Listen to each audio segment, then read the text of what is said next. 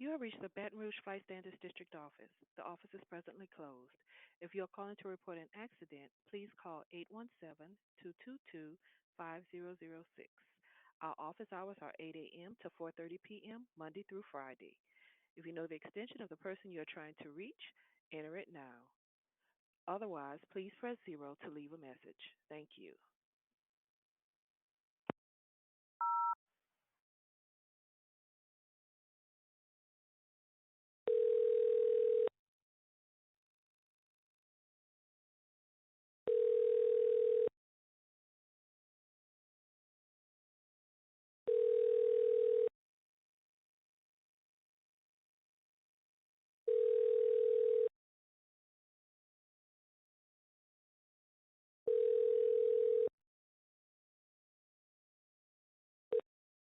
You have reached the Baton Rouge Flight Standards District office. We're either away from our desk, on another line, or it's after office hours. Please leave your name, number, and a short message, and someone will get back to you as soon as possible. Thank you.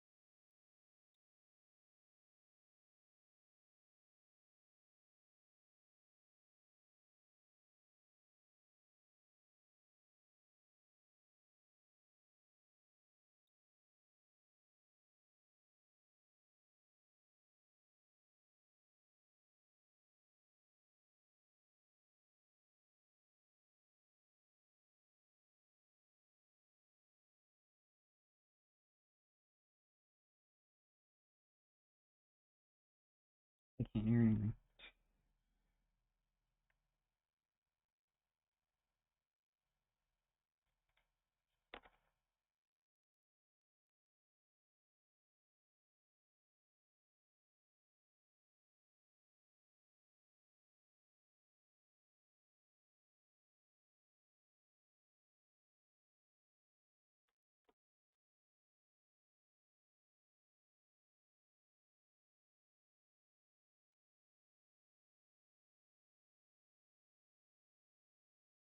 She must not have been by the door. Must have been down the hall a bit.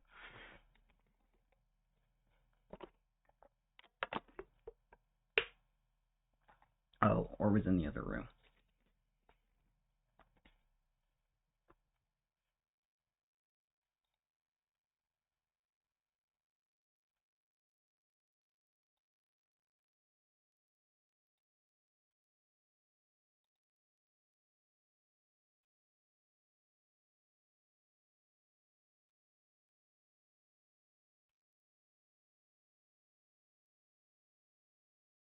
Yeah, that's probably what it was.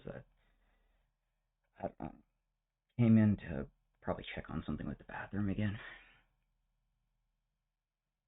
Kind of surprised I was even able to speak with that proximity. Connecting walls, but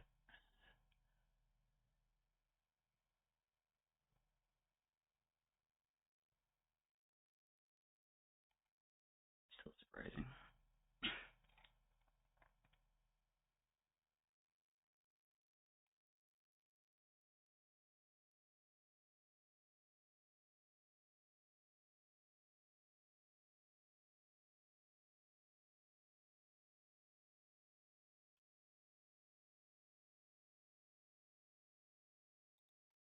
Did I write down if I was sitting at my computer? I'm pretty sure I was almost positive I was sitting at my computer for this.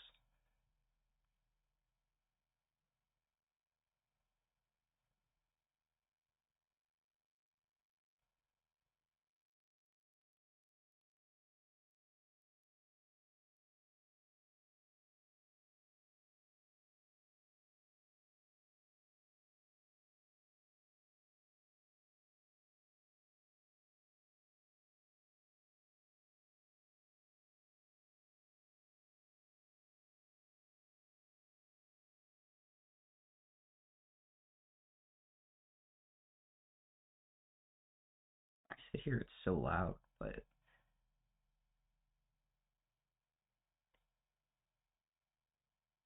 phone really filters out anything that far away.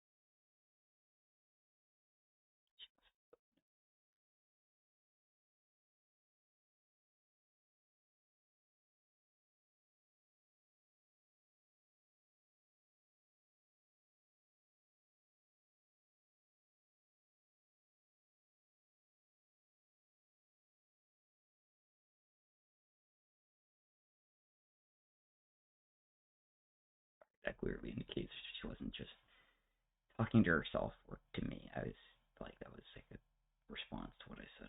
So, and I'm positive I said that kind of quietly, not on purpose, but definitely, yeah, for sure.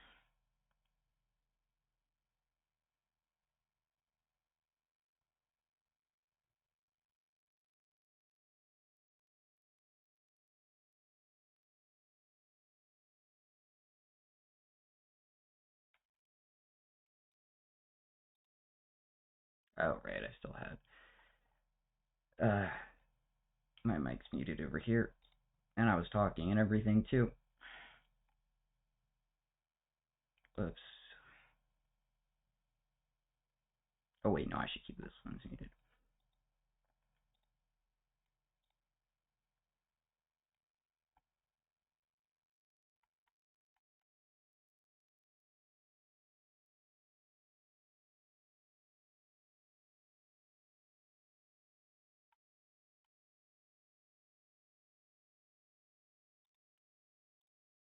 Maybe I will just unmute the mic here.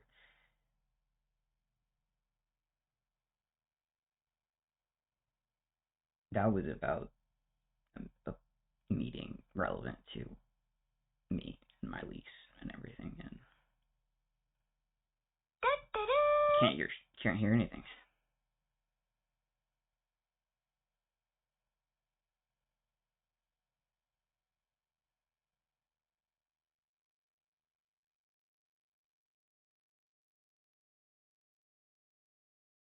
Because I showed up to the first one when we purchased the property, because I was invited, but that wasn't the intention.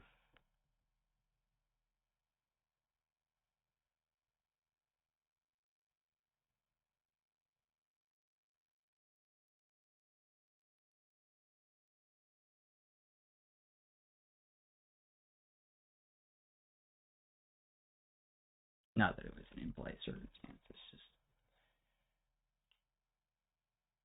my first time living anywhere else, and my parents' first time purchasing a property so close to home that they could actually not have to like inform me, oh, we're going on a trip to Hondo in Alabama or something. We'll be gone for a week. Because 5 minutes away or whatever, potentially. If they're in town.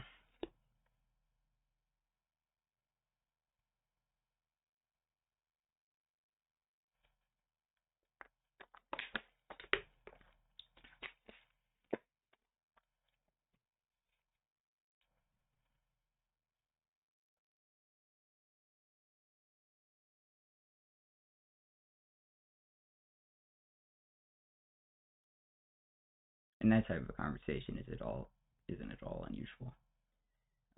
My mother's always had a tendency to speak to me directly about certain stuff. My father has kind of as well, but for stuff like that, he'd probably print something out with notes or something to hand to me, especially if he was out of town or something.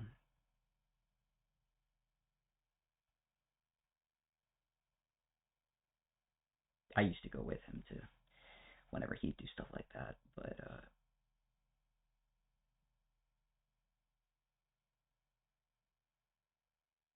once he could trust me to kind of like hold down the fort at home, that's he started just going alone. Next, I was older, but that was years ago.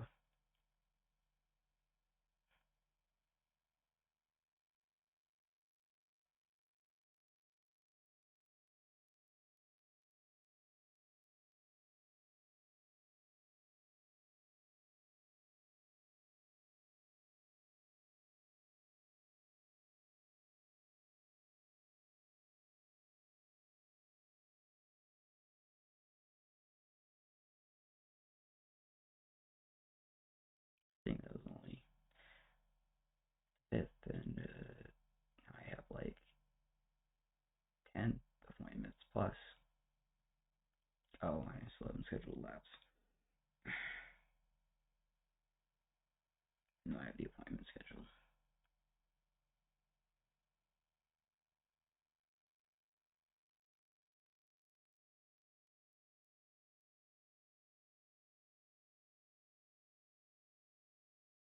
What was even unusual about this? Oh, there's the 10 more minutes. But I could have just fallen asleep.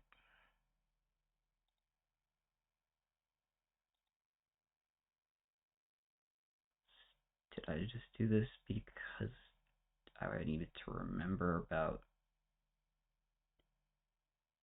the property? probably.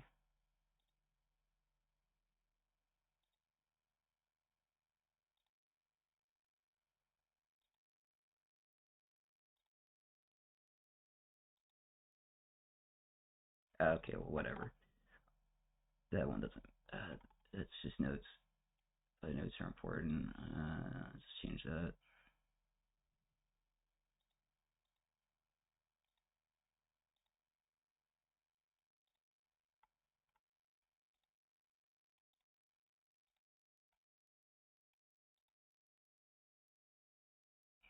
Okay. A different symbol than a check mark to indicate reviewed.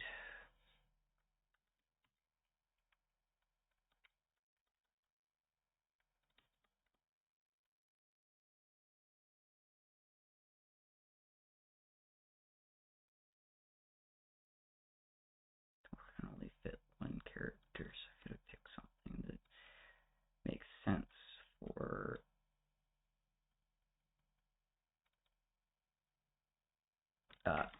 music notes for notes.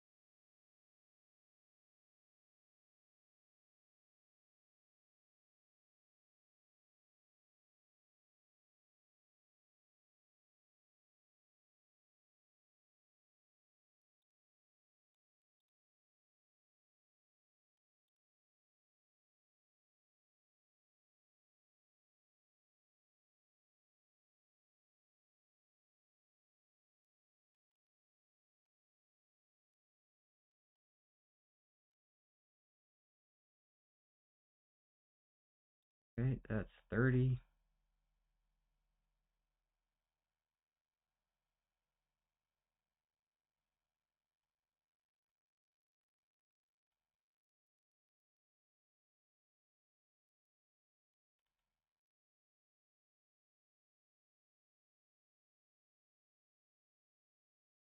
This one's really long. But I think I fell asleep because it was stressful on me. And that's typical.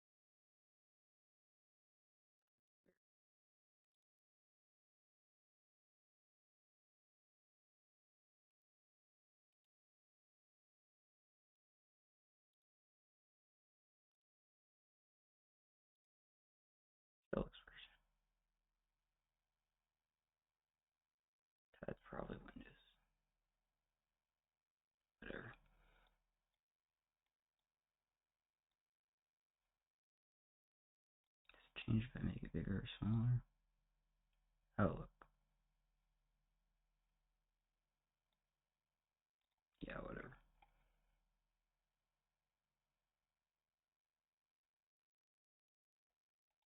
Still plenty, right?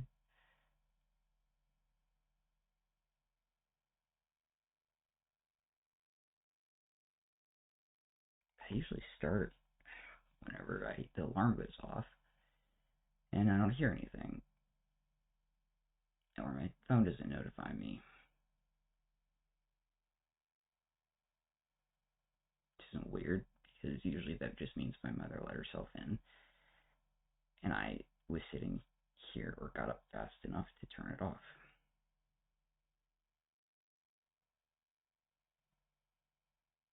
The system would always like send me a text message if something else happened.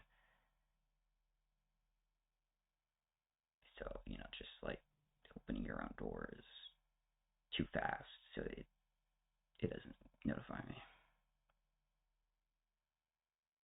Sometimes until like 10-15 minutes later.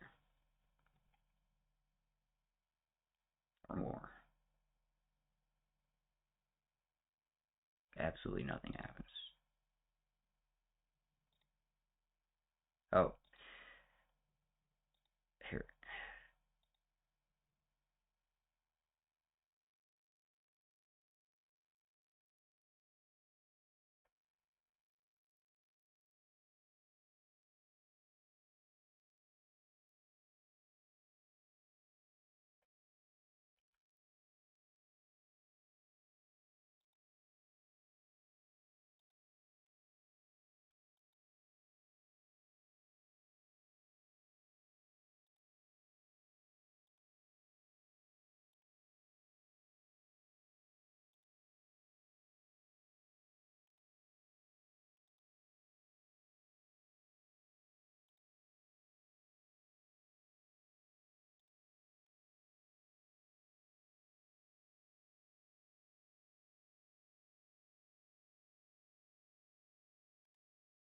That's when I have the door open.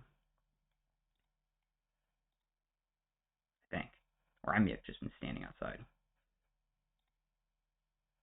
This is 10 minutes before. This must have been some sort of sound update. I don't remember it ever just filtering everything out. No way I can change that either. At least my voice is there, but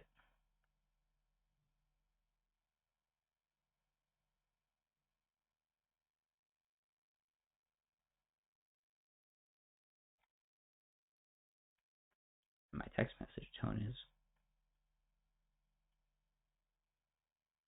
The phone receives a text message tone. The phone records the text message tone. It sounds loud as hell.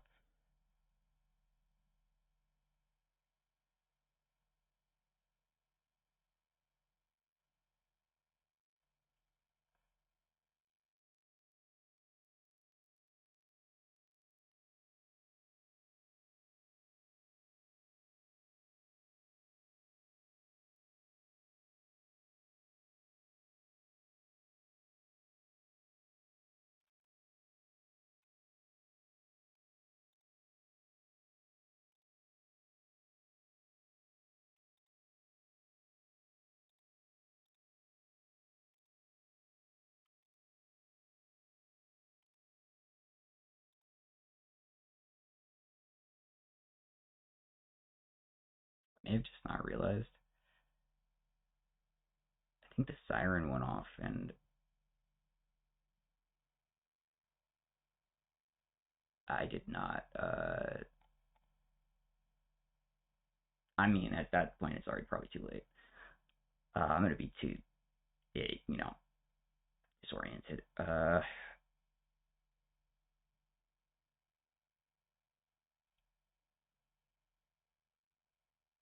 I must have just assumed I had, like, well, yeah, it's almost, if I'm right next to it, it could almost like stun me, and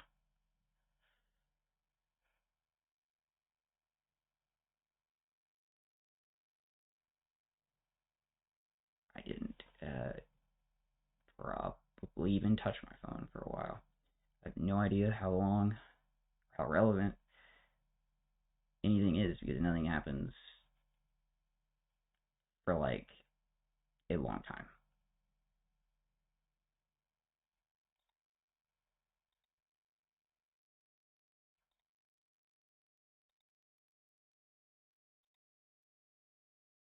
Usually that doesn't happen too.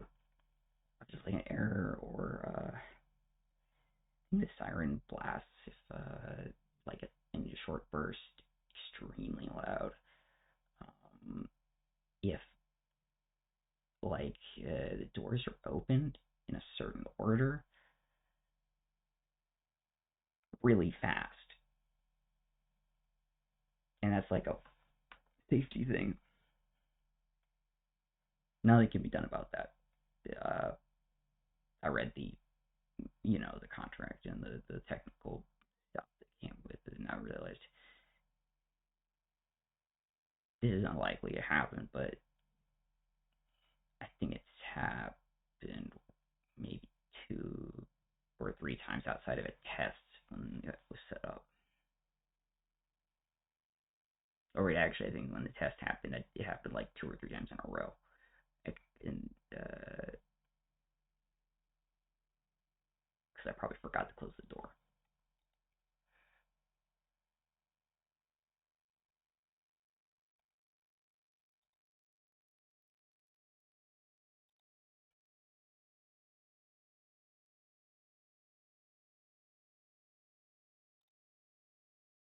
Whenever it was set up, though, I did get to the alarm like almost instantly. That was all I was prioritizing, was making sure I didn't bother the neighbors and stuff.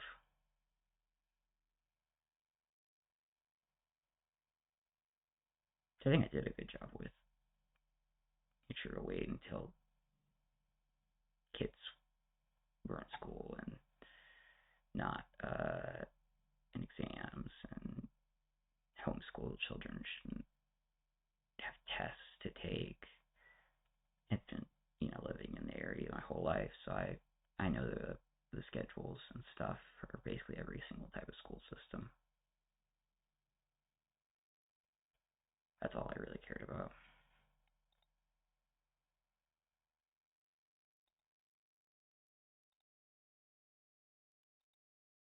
And I don't think anybody actually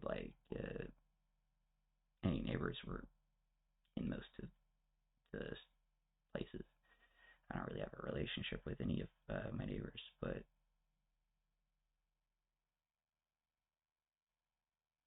I figure that's probably normal for someone my age.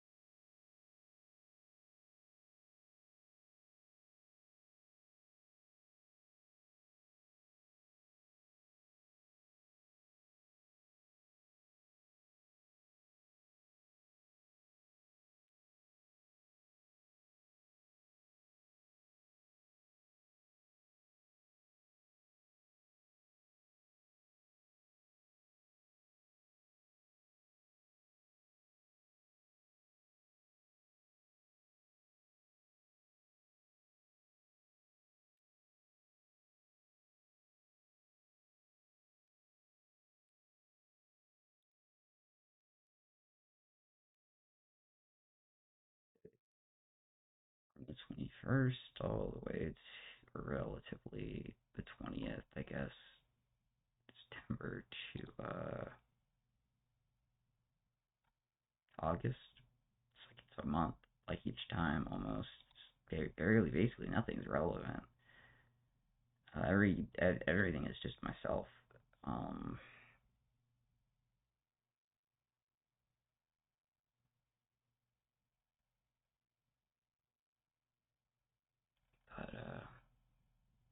start on this too.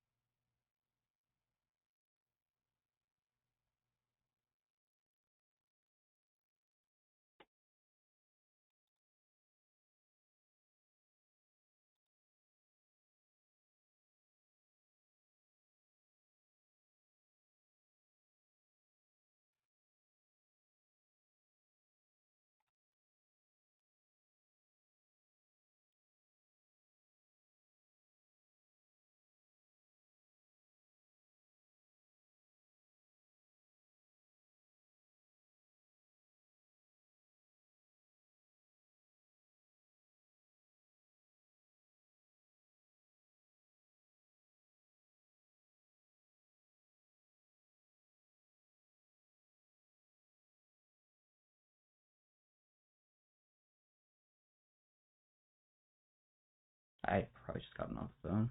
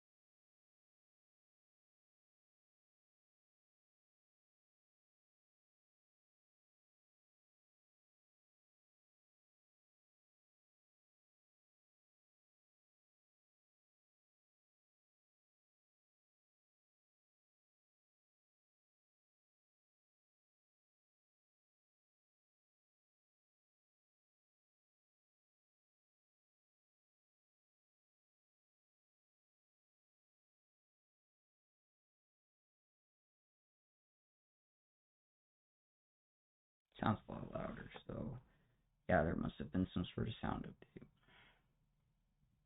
on my phone, I think.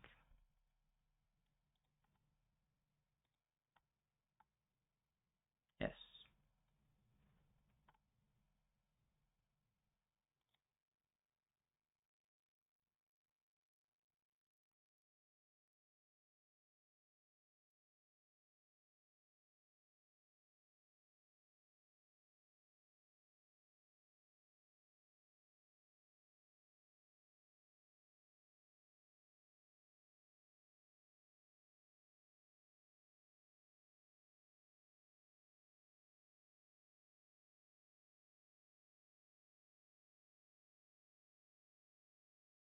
I mean, for sure, there's no way I'm going to be able to hear anything. It's not just probably one voice. And I know that it has my vocal signature already on file for security reasons, so probably just me from here on out.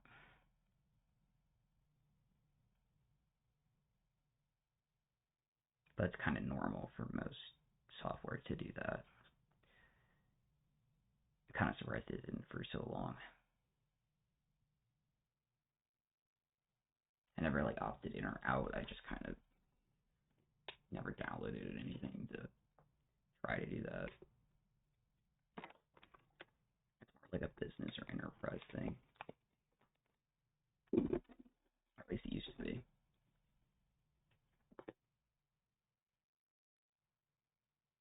Wow, I sound loud.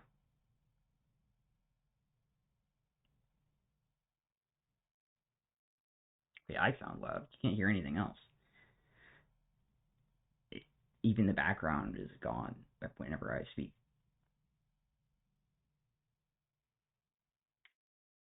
Which isn't how it is right now.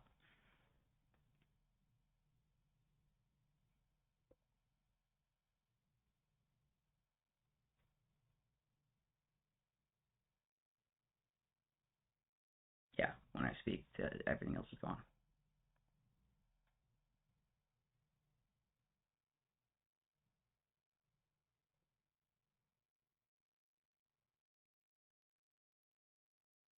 I can see on the little audio graph.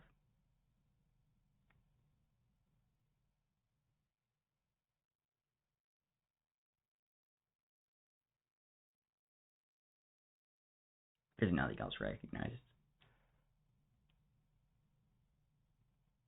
I think my key clicks actually were recognized, but that wasn't.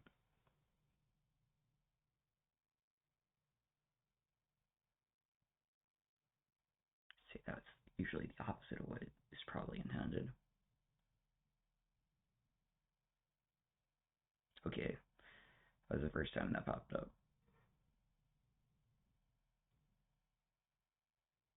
And I still can't figure out what it said.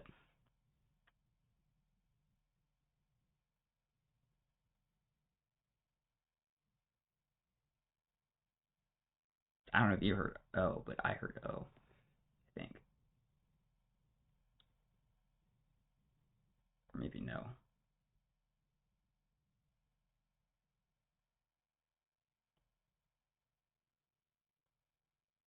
Every voice is unintelligible. It's not mine. It's actually really frustrating.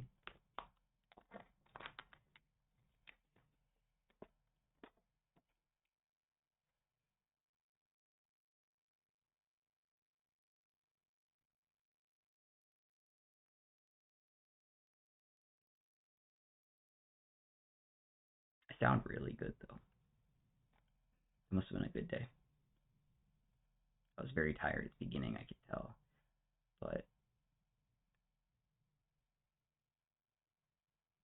I put up a good effort here, and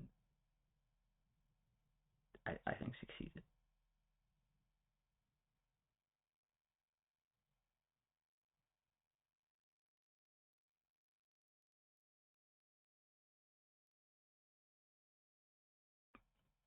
I definitely didn't get to sleep between tasks.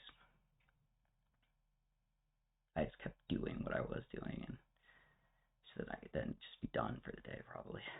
It's usually what happens.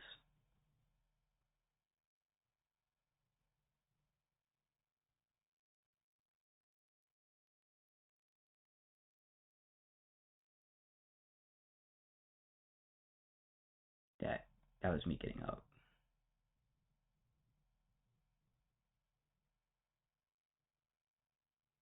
Oh, well, that's important to register very loud. So maybe that's why my text tone pops up, because that noise doesn't come from my phone for that.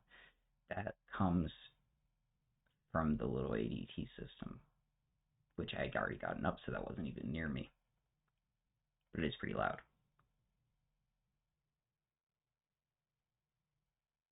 I think it's a good design sound. It's not like too loud, but they definitely put a lot of work into that for you understanding like what's going on, which will be like the door opening.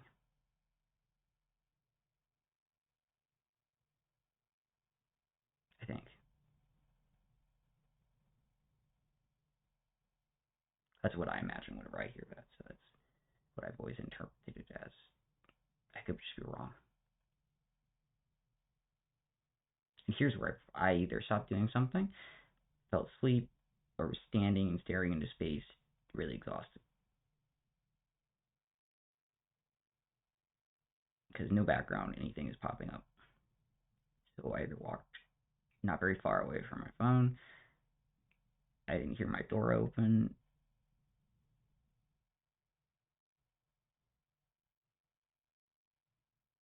Oh, and that's me putting my phone down probably from a standing position. You didn't even hear me picking up my phone.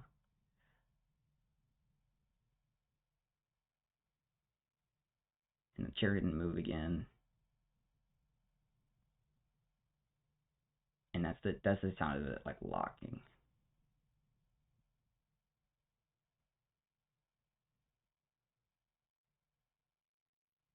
So I'm probably like holding my arm out, like clicking on something on my computer. probably shut is a short, so probably shut my computer down because it's only got 10 seconds left. Then I probably just,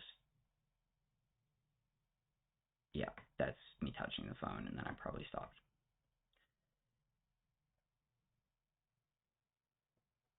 I couldn't hear anything at all. And half the time I'm just really concerned about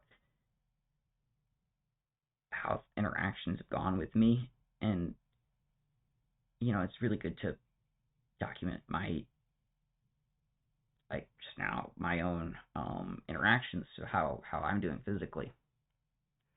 Really important. And how the environment affects me. This is clearly a stressful experience, even if nothing else can be heard. And that is actually stressful to me. Because I was hearing, someone was there and it was not quiet. But it wasn't necessarily like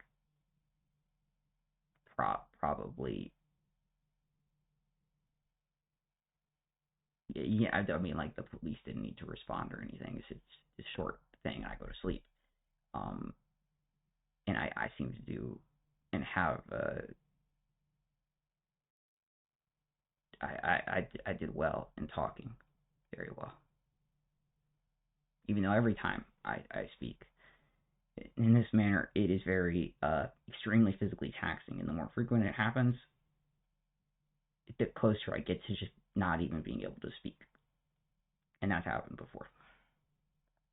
Sometimes not even necessarily because I'm physically exhausted that day, like I am most of the time. It seems like I have these interactions at the end of the day for many days, but even in the morning before, it's just when too many things happen for too long, like even being spoken to, it's just,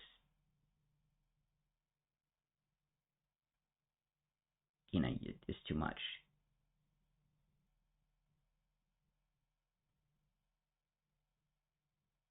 I guess. I only figured that out because I took record of it.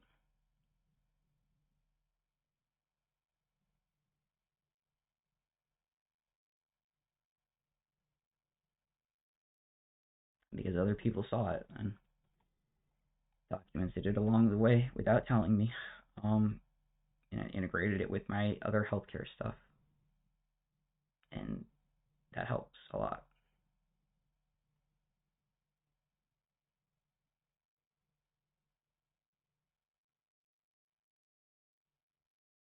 But this doesn't have anything very relevant at all.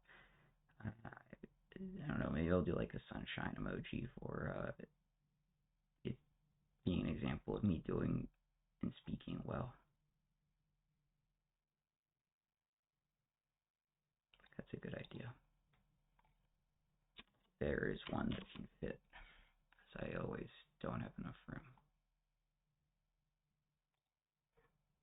Yeah, it fits. Okay, good. I think that's a good standard to go on.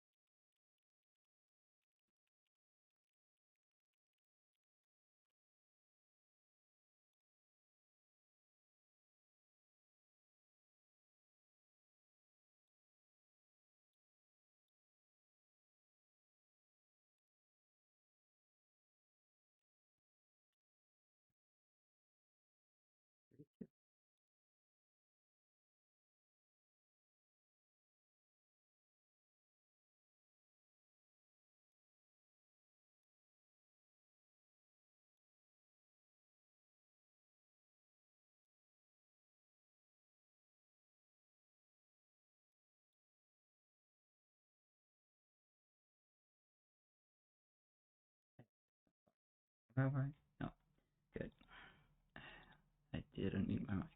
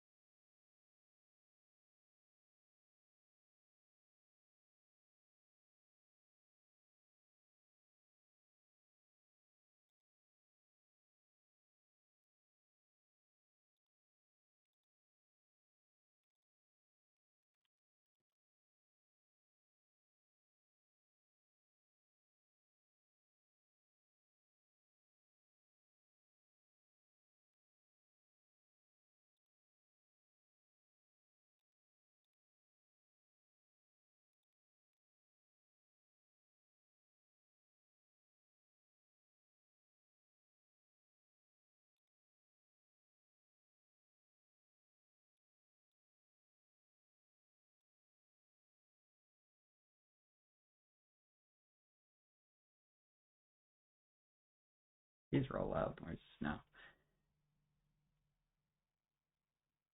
These must be very recent updates to sound drivers and stuff. I know I've been happening on Windows, so it's probably been happening on Android in the background too. Because I can hear stuff a lot better in games and stuff recently, like very recently.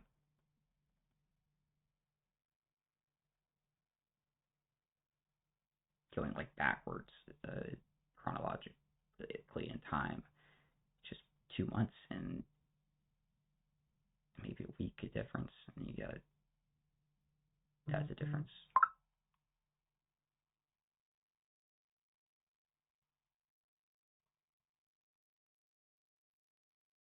I couldn't hear myself moving around before, so I must not have been moving, or the update happened like between those two things. I don't change anything.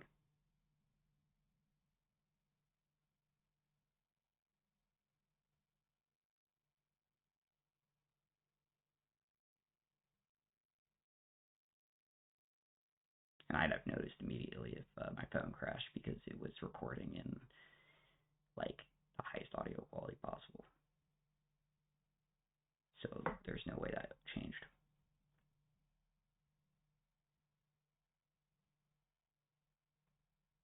My phone's old and it would definitely crash.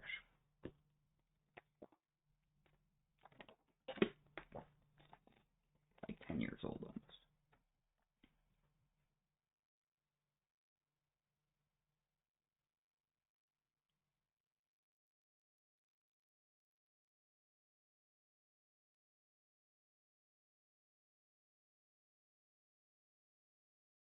I think that was me touching the phone, and then I heard like a bunch of pops, and that happened before.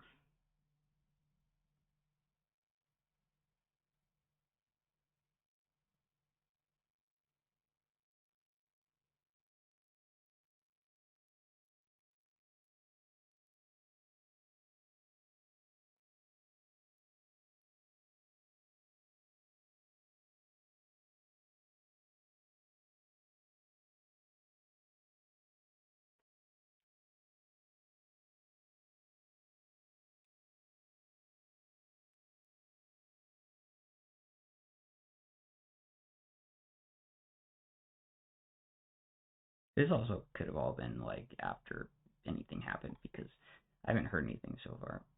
It just sounds like me trying to coherently do things instead of staying still and trying to wait things out.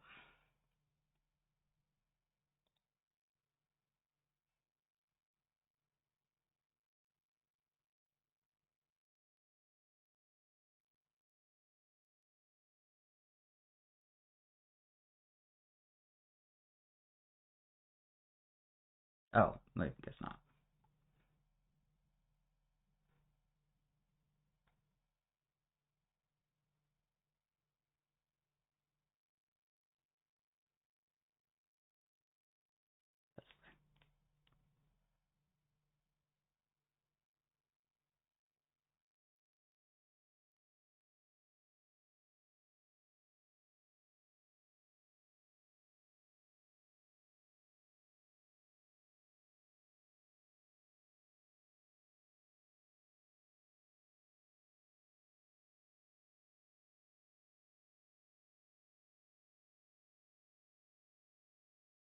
Oh, this is okay.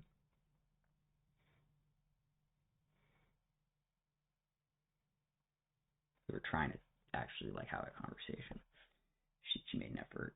Can't hear her at all. That bothers the hell out of me because she made the effort, and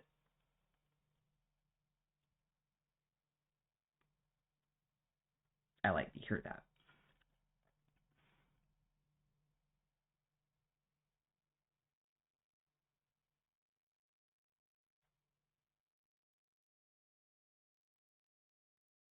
You don't hear anything.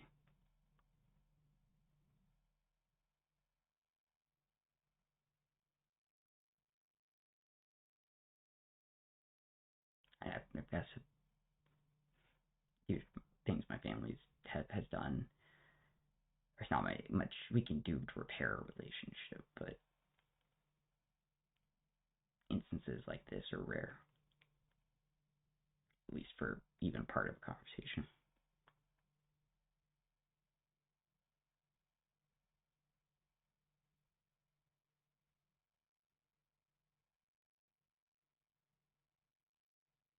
And there have been times that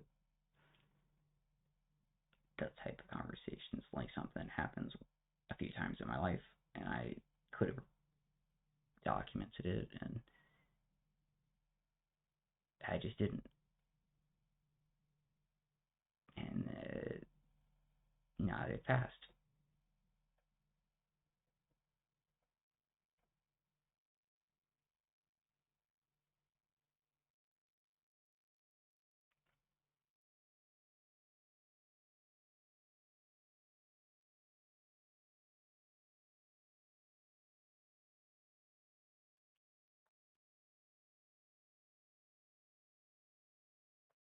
In other circumstances, they can't happen anymore.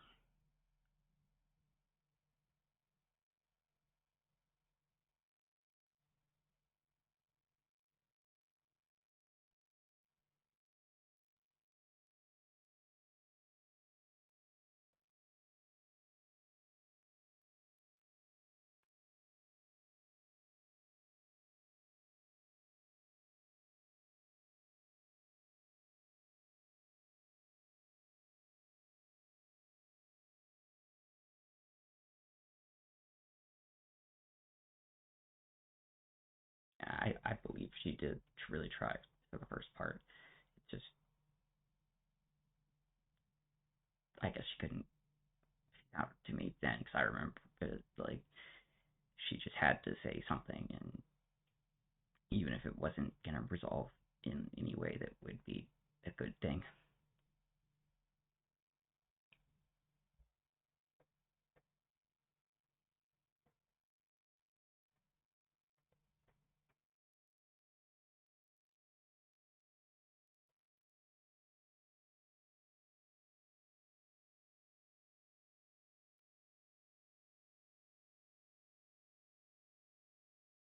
But at least I was able to continue talking. If I'd been in other circumstances in the past, I used to not be able to.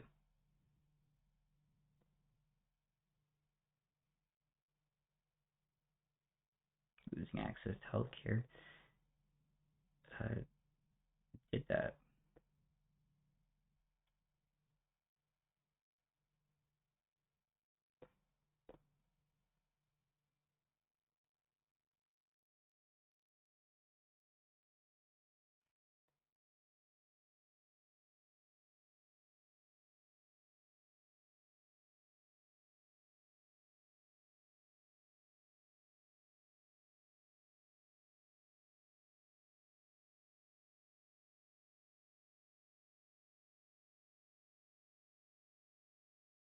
I can't hear the question, but that's a back and forth thing that for depression screening that I guess I've had with her probably since even in the earlier times I've been in high school. Uh, it's not indicative of anything negative. It's just a medical thing that we all dealt with, like, just because it's one of the things that doctors ask you, and I don't mind answering. because I see my doctors all the time. They ask you every time. I don't know if they stop asking you if you're actually depressed, but since I never have been,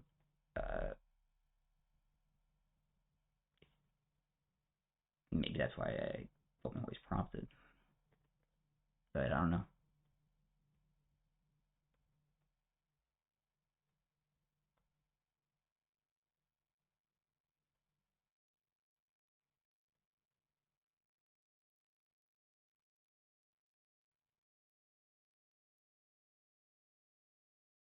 See, the problem there is you can't.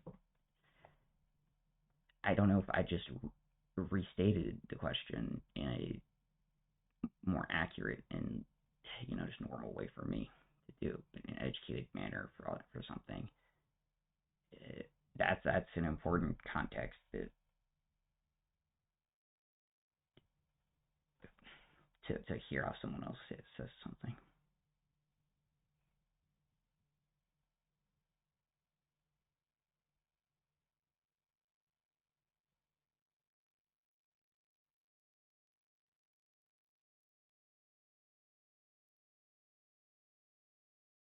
Or there are subtitles that'll pop up if I click it.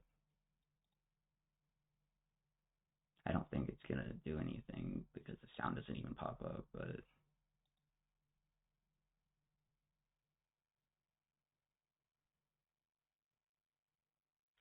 no, it doesn't even pop up with a little like black bar saying speaking or something like it's listening stuff. Yeah, it does for me. All right, well, have a nice day. There's a comma and everything. Wow. Everything I say is just great. And it's not even recorded on my computer. There's the worst audio quality possible, like I think radio from like the early like radio in kilobytes, because I just pick whatever the one is that's gonna make the file size small so the phone doesn't crash. Doesn't pick up anyone else though.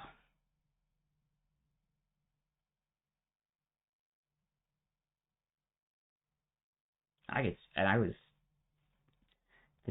was sitting on my bed, so there was at least 15 feet between me and someone else with multiple obstructions of shelves and things in the way. Well, but no, they're kind of hollow too.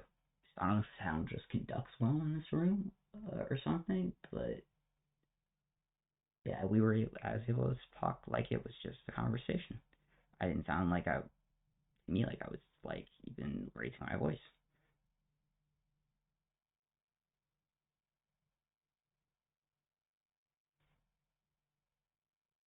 And it's not a lie at all that if I'm sitting down and I'm that exhausted,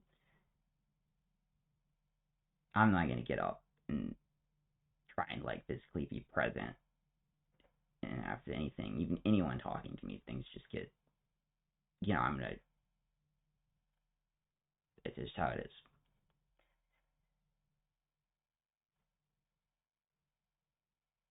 It's not like even a normal circumstance, like cleaning stuff like that. I try to do as limited as possible, and plan to not need to do it. Uh,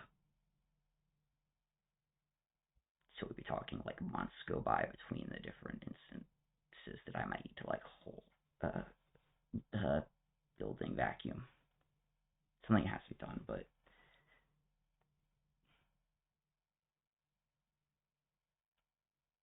it can definitely be managed. It still isn't over yet, so I probably sat there and didn't do anything for a very long time. And that's important. Those gaps in silence, very important medically. They're questions that have been asked by neurology. That's what you're monitored for in the short amount of time that they're allowed to in the hospital, in like a special ICU kind of ward that has a lot of different personnel taking notes on you, and you know, they basically take a bunch of residents and fellows and they like debate like individual things so that like a workup can be kind of done, um, based off of like all of their deep knowledge on like pauses and things like that when they know the patient has some brain damage, just to make sure that it's all ironed out. For the patient itself, it's, you're there, you do whatever, and it just happens around you. It's not a big deal to me, but I know what happens in the background and I'm respectful of that. And like that pausing there can't provide circumstance that they may have ever been looking for, of me being exhausted before I get there and it being a stressful period of time, because then the test wouldn't be performed because it's a great expense. And there are a lot of risks that could be involved with just exposing patients to, well, I did it during COVID, because it had to be done. And you're there for days. It's dangerous in that case, but it's otherwise, you don't do it otherwise. You never get a chance again, and then the patient has a stroke or something and they die. So I guess thankfully it was enough. But the very first time I did it, I guess before COVID, I had to wait to finish the testing because maybe I don't know exactly, but I could just go completely wrong because I was doing so poorly with my epilepsy and things that because of other surgical things that hadn't been solved and falls and stuff that would happen, other surgeries that I was recovering from, that I believe I have no records at all.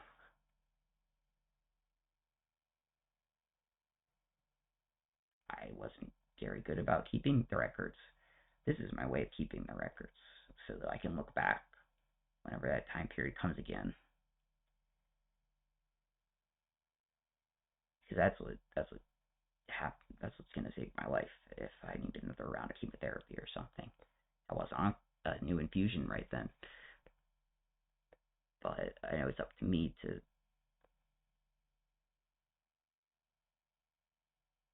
handle that, and I can do it. But I can't have everything just disappear because I'll never recover it. Maybe first time around, these types of things didn't exist. Technology wasn't there, but now it is.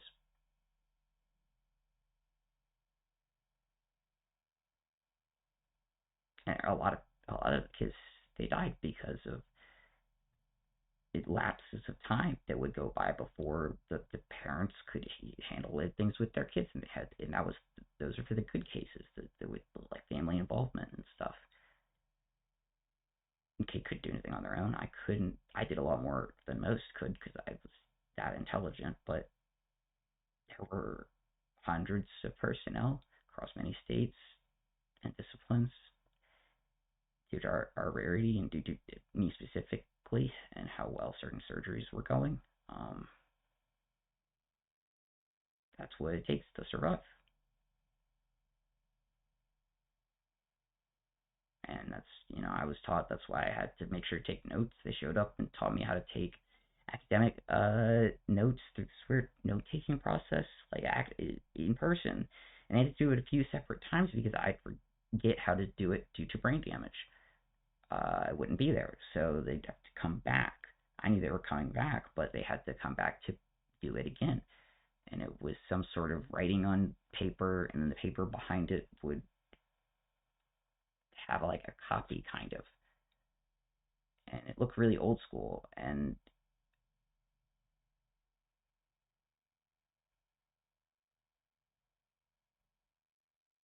yeah, I wasn't that old, but I was well past the point of being able to read, write, um, doing probably advanced arithmetic, and you know, uh, I guess I had already started doing algebra at that point. So understanding concepts like, the importance of documenting it and doing it and sitting there and doing it that was hard. It was like extremely strenuous and intensive. And that's why I remember it. Um, is because of that reason.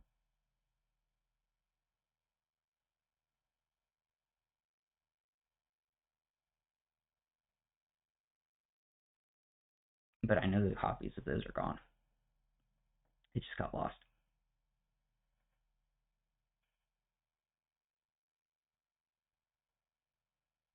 It's what always scares me about other circumstances happening around that don't have anything to do with me and or anyone.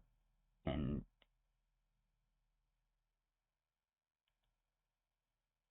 then like an older archaic kind of holdover court process doesn't even know that it's being used in like a clinical context, and then a bunch of records are purged, and the records are the originals, and they're probably the notation for like recovery from like brain damage, and then it's gone.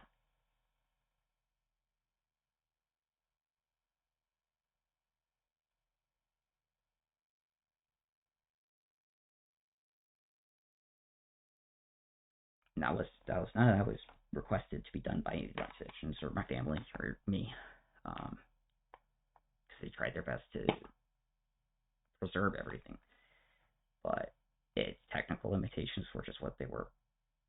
It was a long time ago.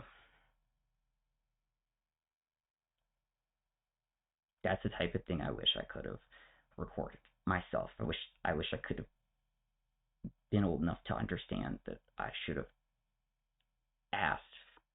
I even had a video camera back then. I used to walk around school with it, encouraged to do so to remember how the school was because I couldn't go to school a lot. And I didn't really feel that was 100% necessary, but I just played around with it, and I bought that myself and money, and it was designed to make a little to be US like the camera was a USB stick and it like plugged into your computer and then it uploaded early like influencer things kind of and targeted I guess towards kids and like or yeah kind of for my generation because that's what we started and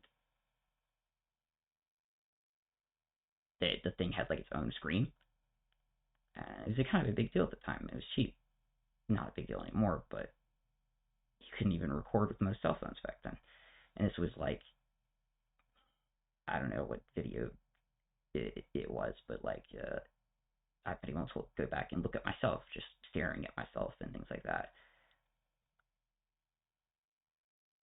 And that's important, at least to me.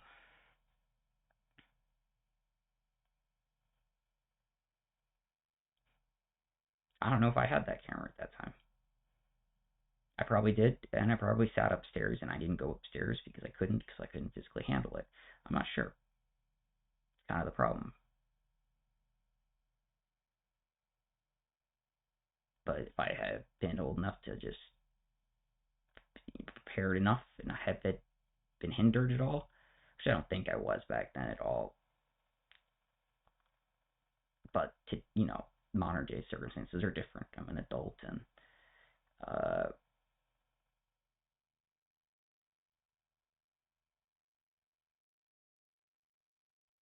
that's just not the same type of landscape. Probably for the better, but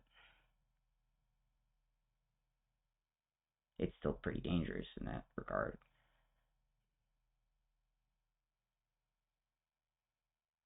Physically recording myself having been through those things would have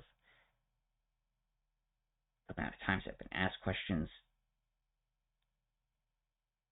about it having or not having, or did someone, one of my parents record me, or things like that's what's normal nowadays. The kid has seizures, the parents record it, they bring it to the doctor. And so I still get asked sometimes because I've shown other recordings of my parents taking of me. Uh, but they really needed was, progression of things. See, with cancer, and treatment, and just so they could differentiate and have the best standard of care possible, like immediately, because my circumstances were clearly worsening, even if I didn't realize it, or did realize it, but then would like unrealize it and realize it kind of constantly, as depending on what was going on. And I was like, I don't even know if 2018 is the right year. It might have been 2019. I don't remember.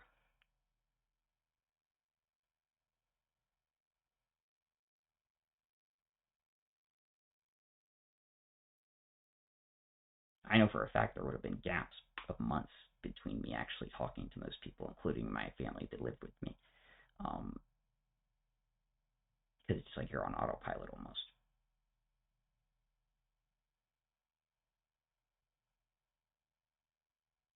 As like you wait for surgical things to heal so that maybe, and possibly like so that I could get medication filled so that things could be fully covered. Because I didn't even have my medication or a seizure threshold until 2020, what, 1 or 2, consistently. And there has still been times where it's been difficult, but I've got a very solid, not only because of me living on my own and only because of where I live and the effort put in, not just myself. I can go every month and I can feel confident. I'll have my medication. I'll at least have a certain level of wakefulness and seizure threshold that I won't have otherwise. That's such a huge deal in case something else also occurs. It's been that I've seen it. I've watched myself. I like have that and not have that, and getting a cold, huge deal. It'll mean my ability to actually like read my mail instead of it piling up for an entire year. Because I'm just that slight being down is enough. It shows the frequency of me contacting physicians and actually handling medical stuff. Like, so I'm only reminded I'm supposed to see the ophthalmologist on Wednesday by the registered nurse because she's going in detail through my charting and probably seeing someone else having said, make sure to ask him about this. He'll forget of some sort because I've got kind of an idea that I'm pretty sure that's been happening. And that's only because of technology.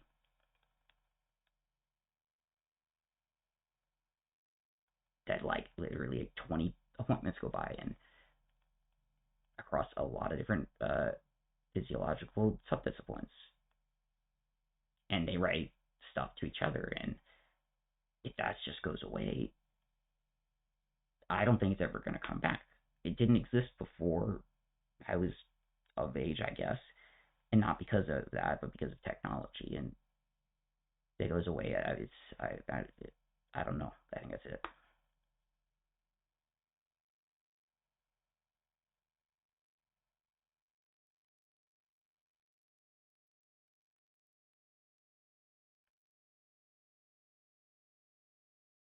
And none of the stuff exists from, besides what I personally have, which it seems like over time keeps dwindling. Like there's only seems to be effort to take away the remaining anything that I have in physically that or my ability to keep it for the future. I don't know why, but none of the same type of notes or any technology associated with it that existed back then. So they can't recover it because it wasn't there. Like those types of things just weren't done. They didn't teach the doctors to do it. And if the doctors tried to do it, they seemed to get like punished almost. It was ridiculous. It was crazy. I don't know why. And that wasn't my parents' fault. That wasn't mine. It just was like, I don't know. Things have progressed in a positive way with healthcare to probably the largest extent in the United States over its history. in the time that I've been involved.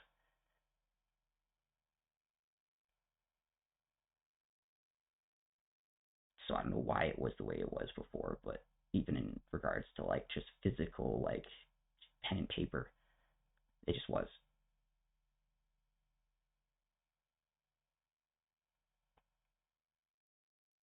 Because they definitely can keep every piece of paper forever. Congress is great at that. I've paid for my stuff.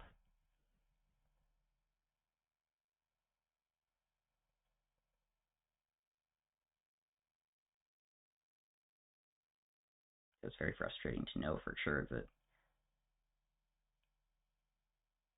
on like a lot of different effort made, it, it wouldn't happen for anyone else because because of the circumstances, no one could actually find even an archaic record of like the newer technology related things that they could get with the medical charts that if they had any that existed in the old way, they'd have had it for me because they made them back then. They just stopped being there, and there wasn't like no one deleted them.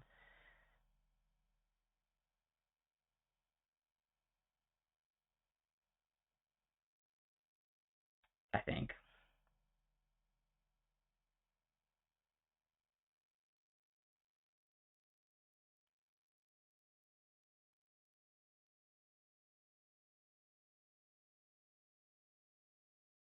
It's just that would not have made sense.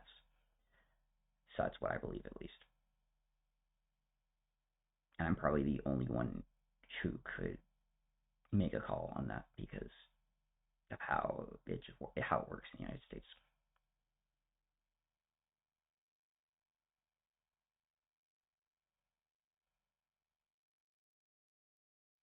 I guess I should mark what this one is too.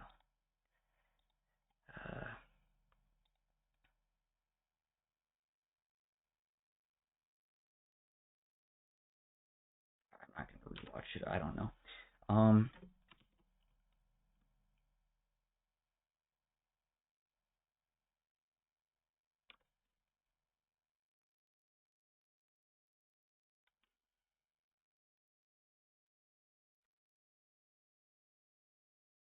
Might not make much sense when I'm putting the okay, that works. Human brain symbol because of previous entries of myself into preserved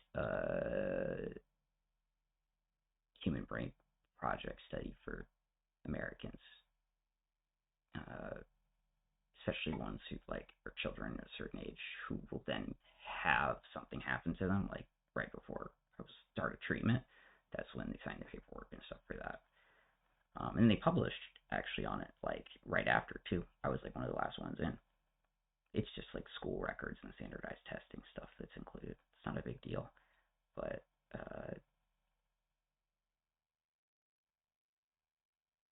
that's one of the only pieces of peer-reviewed literature that I can actually pull up and be like,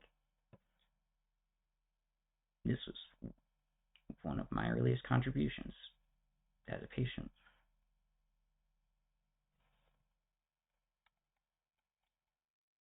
So at least I'll remember that.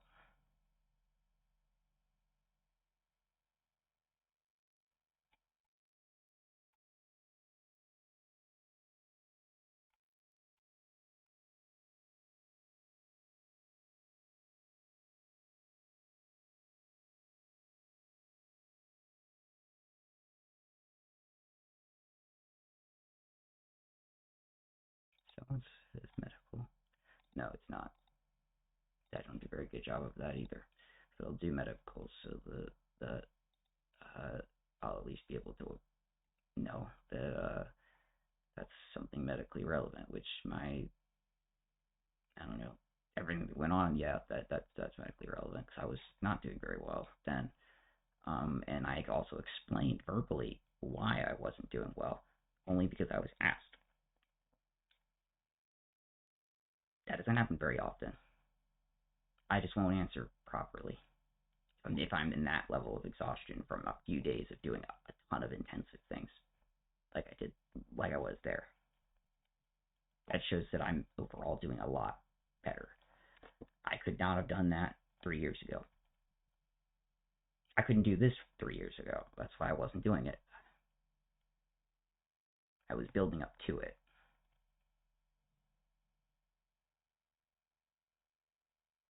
There won't be anything else if it's gone.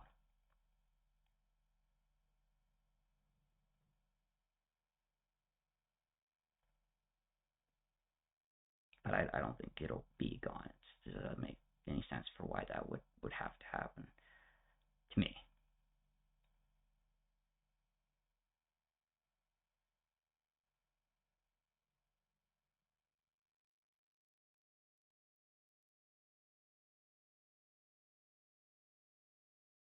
But a lot goes on around me that I don't know happens. And most people probably wouldn't even believe the extent of that.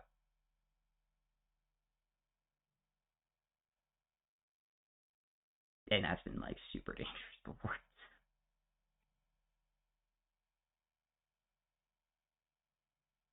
Not waking up during fire alarms, like or like air raid fire alarms in buildings like camps and stuff, having to be carried out, like just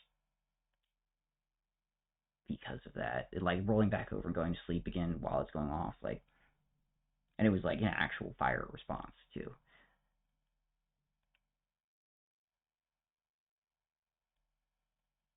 And it wasn't like a fire that got me out. It was like it didn't appear.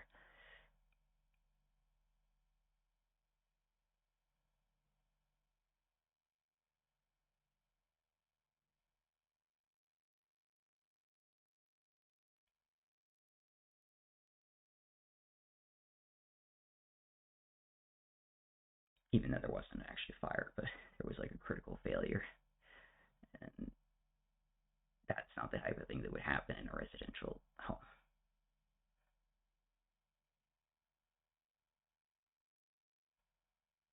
It's like barracks sleeping, I guess. So, or like a ship. So it's a different circumstance. Anything goes wrong, and like you have to treat it like everything is going wrong.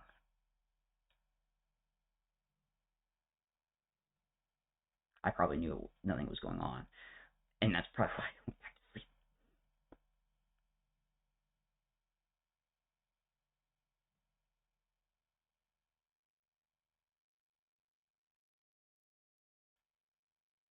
Wait, did I miss anything else on this page?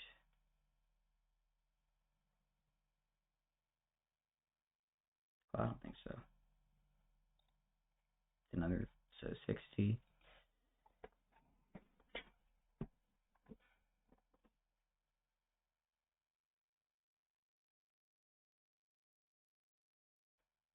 It really is all it takes out of me to.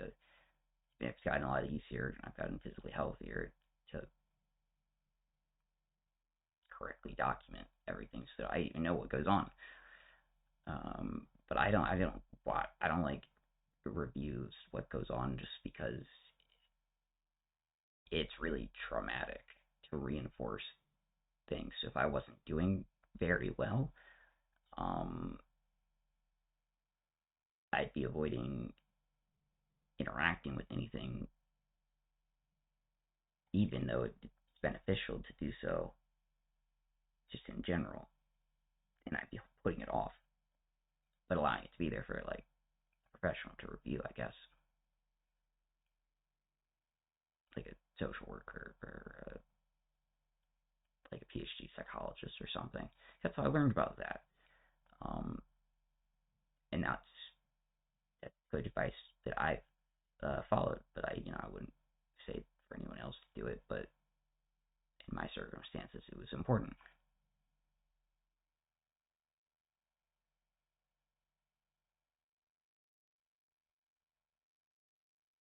And before I ever heard that, I used to be afraid to even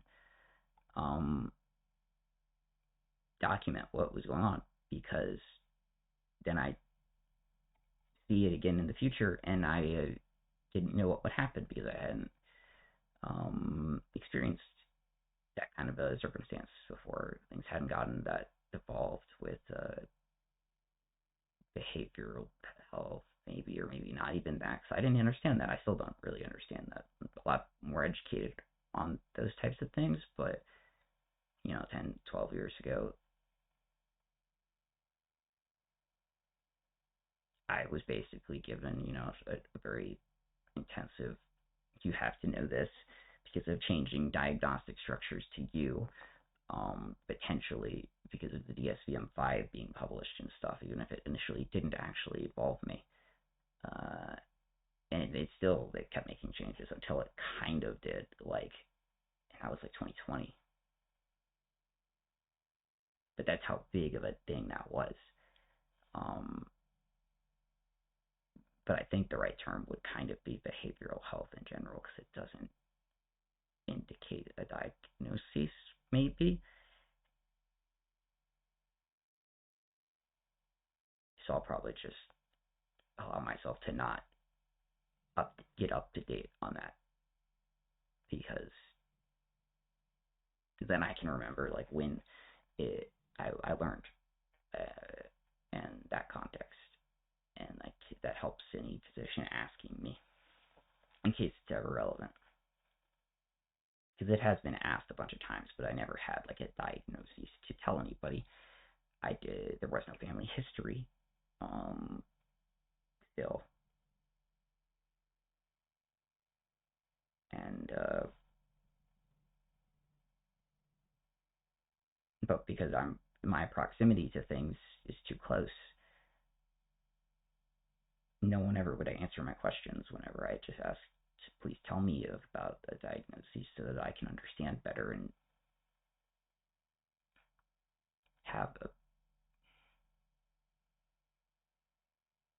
act the way I'd want to act to provide a better environment, because I still lived with my family back then. But that's not how it works. That messes up other patients' potential diagnoses and things, and even if they're not their doctors. So they immediately, it's even if you have a psychiatrist and stuff, you're not supposed to really press further.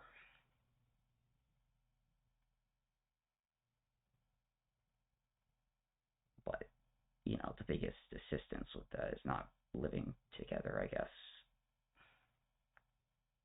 and for just time to pass, even though that was really rough back then, because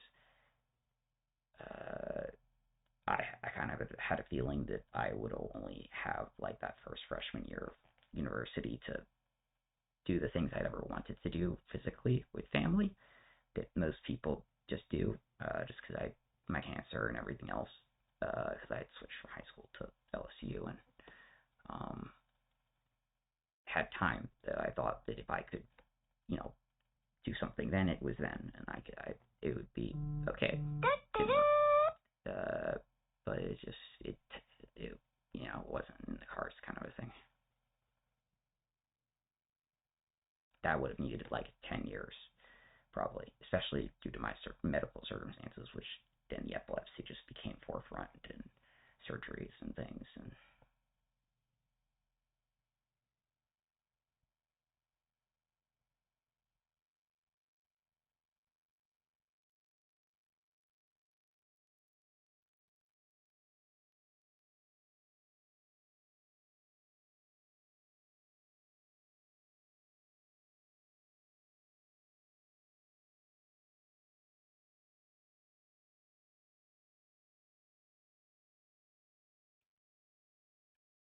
family was able to accommodate me, my health circumstances, for immune system to attend my grandfather's funeral, but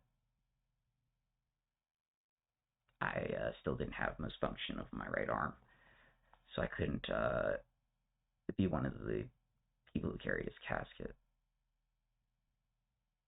My elderly, just recently deceased great uncle took my spot.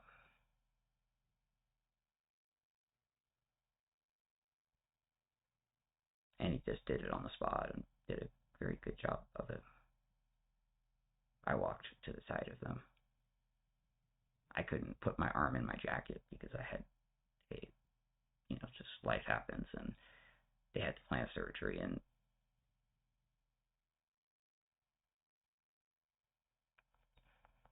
that's just how it is. It's independent of everything else.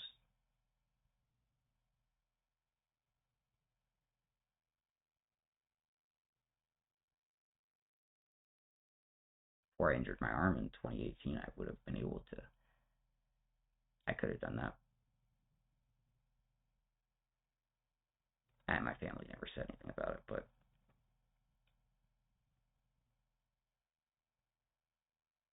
no one blamed me, or anything like that. But it was just kind of one of those.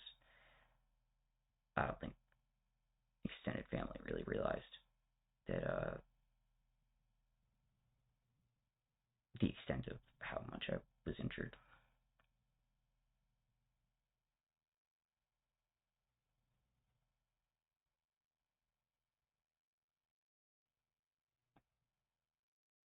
I don't even know if I had medication at the time. I probably did. Probably enough to stay awake for the full length of the service, but I may not have, because I don't really remember the whole thing.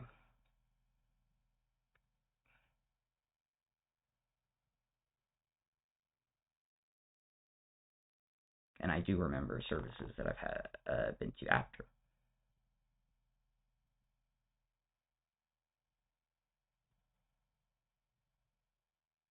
The more locked down my health care stuff has been over time, and the more documented it has gotten, and the greater body of reference that I've been able to provide, the faster and faster I've been able to immediately work through issues with insurance, in the state's Medicaid has just passed things like that. Sometimes like that week, that day, they have people assigned to me right now. It's like things are just, it works. That's how it's supposed to be. It only isn't if the patient can't initiate so much on their own, and that's very rare. That's me. And that happens the second things become unstable, around me, but not anything to do with me. So it's always those types of things are common. When children transition between different schools, when they move, when you go from middle to high school, when kids in public school have the special thing that they do for the kids for accommodations, when that changes, or it did change, because I had to be educated on all of this, so I would know how to answer questions in case, so that it could save my life.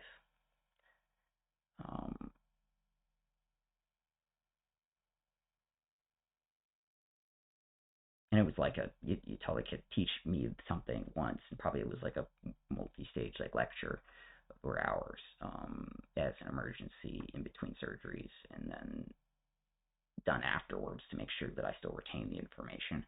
And then someone flew out to probably do it 2 or 3 times in person, between states.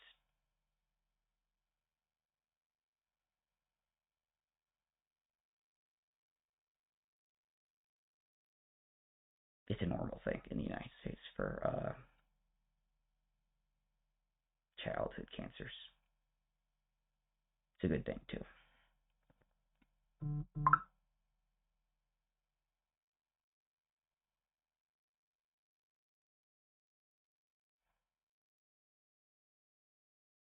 There's nothing else in this month.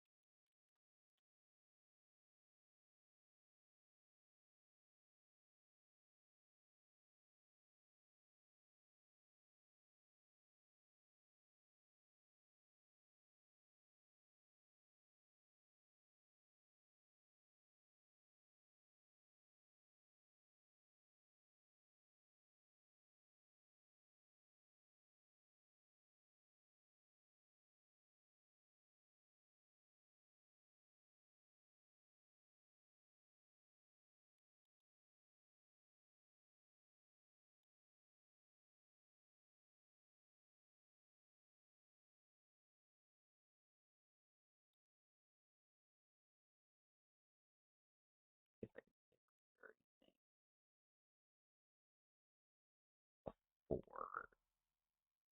August, late August, I guess. Whatever software change or thing that I didn't change because I don't change the developer settings on Android, so for sound. Um, and I have nothing enabled that could be accessibility due to that being another process running in the background, drains your battery, and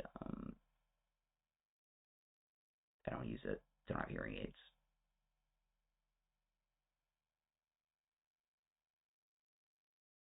So anything before like August 30th, probably 31st, or whatever the last day I guess would be of August for 2025.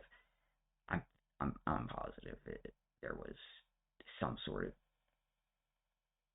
probably security update for audio, or just audio got better because someone published some sort of new audio thing, and that's why. Maybe it's not something everybody can tell. Like I didn't even realize it until I started looking at these. But it's definitely a serious jump forward for it to be integrated like this. Like you don't get stuff like within the span of a week or so. Like one thing changing, potentially not with apps updating. Because I don't think any of my apps on my phone ever update unless I manually do it, because I'm always out of storage space.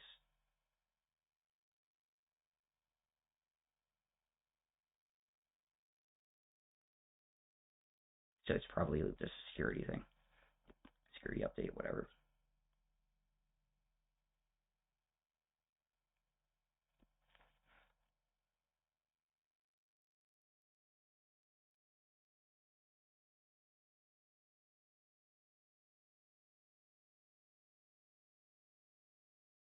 There's nothing happening on this one. I have no idea what's. I probably sat there and was asleep.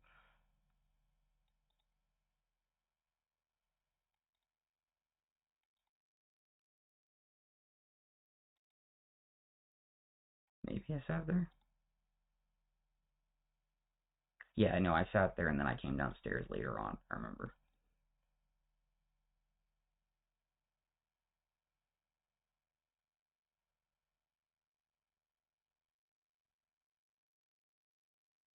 Did I open the door for this one?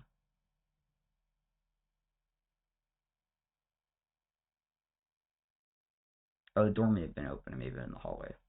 I don't know.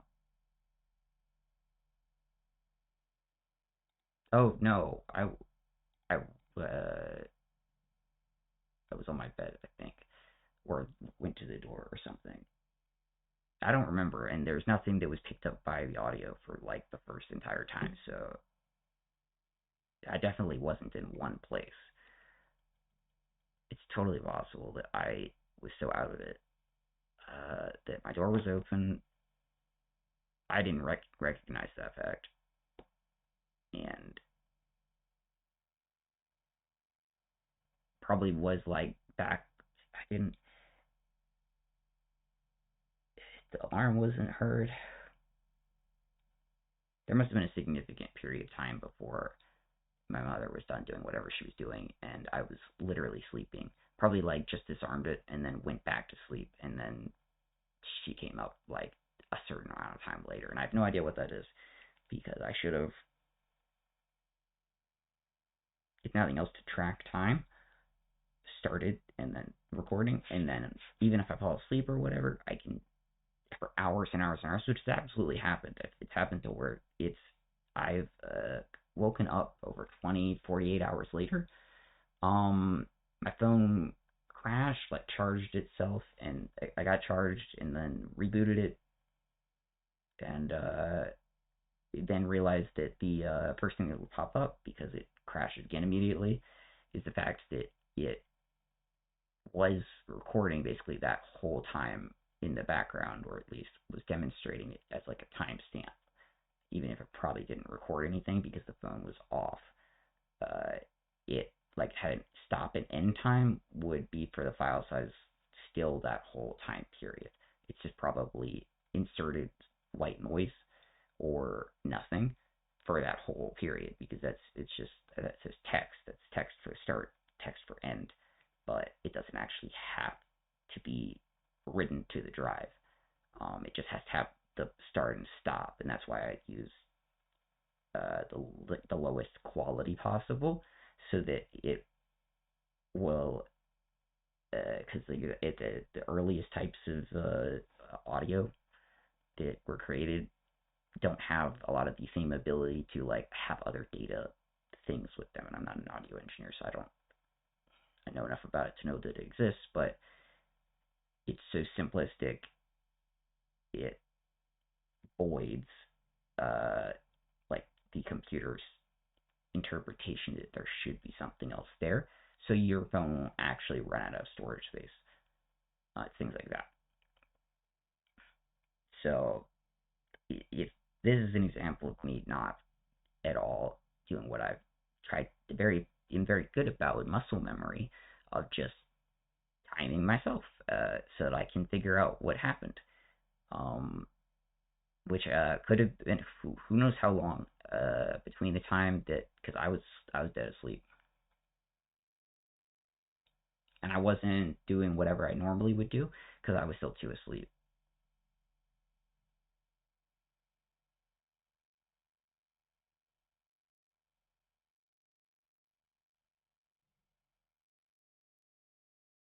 And I probably didn't really respond coherently either. I can't hear anything from her, and I'm probably talking to her, and my phone's probably not near me.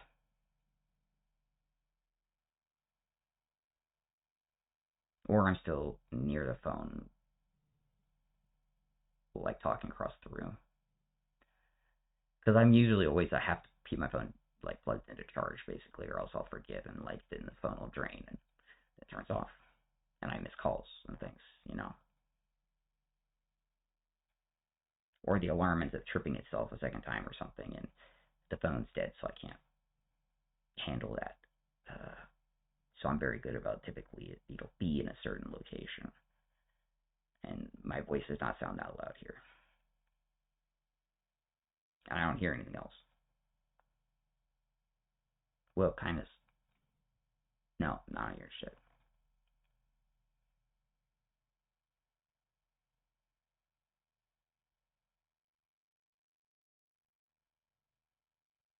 And I already don't trust like my answers to be able to interpret like what anyone's asking me. I'm clearly just too tired. See, I'm answering like myself like 2 or 3 times in a row.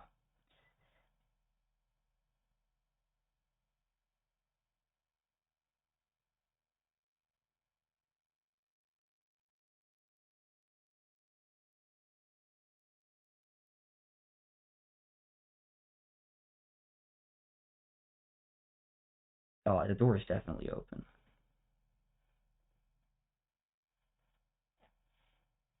Wait, did I like take notes for this? No.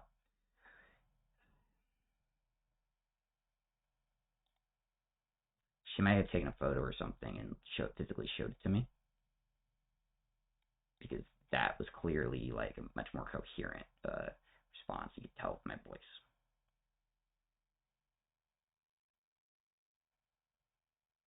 I was standing up for that, definitely. I was probably sitting before. I'm probably sitting again. Oh, my bad. And that's not me, like, I'm not screwing around with that. Like, that's, don't have my medication, don't have circumstances set up. That's what brain damage is.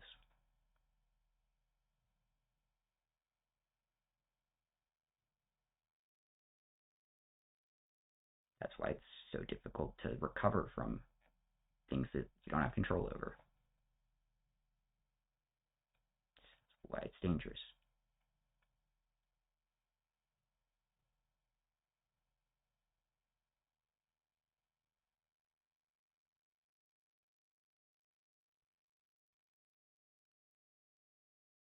So if any voices are just completely unintelligible, I'm barely registered. Definitely not going to pop up on like an auto dictation. I'm really like shocked if anybody could actually provide me a transcript, because I know I've looked into professional options for that to pay for, just because years ago, this was even worse. And I really needed back then to have something in writing to review for myself that was on paper and print out and show my doctors, and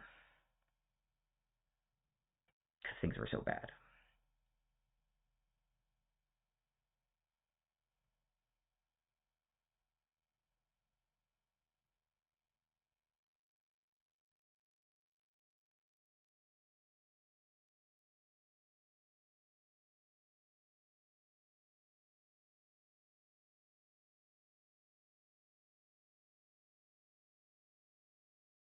And it's the same way too.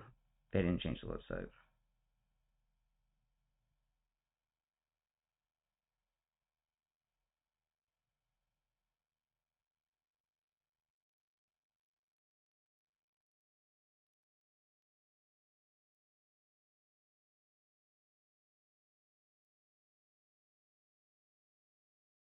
I actually don't think they have recovery options anymore. You have to go in person. That would be such a pain. I'm glad that hasn't happened. I guess a bunch of stuff always changes every time they can do technical things in the government. And between now and whenever this was, I think they locked all of the federal accounts. You have the IRS account, Treasury account, whatever. You now you have one account. It's still the same thing for me because I was always using that, but I don't think there's I don't think you can get I don't think there's two-factor authentication or anything like there was in the way she was probably asking me, because they hadn't done anything for my father, I guess, or probably for herself, because they hadn't met the age to really look into it. But I had to be on Social Security's site and stuff, and I'm always just one to register for a site. I just knock out two-factor authentication. I do whatever right then and there. Most people still don't. I don't know. That's a normal thing to me. I have it for everything, even when it screws me over and I lose access to something, and then I have to go through days of conversations or weeks to regain access or something. I don't mind.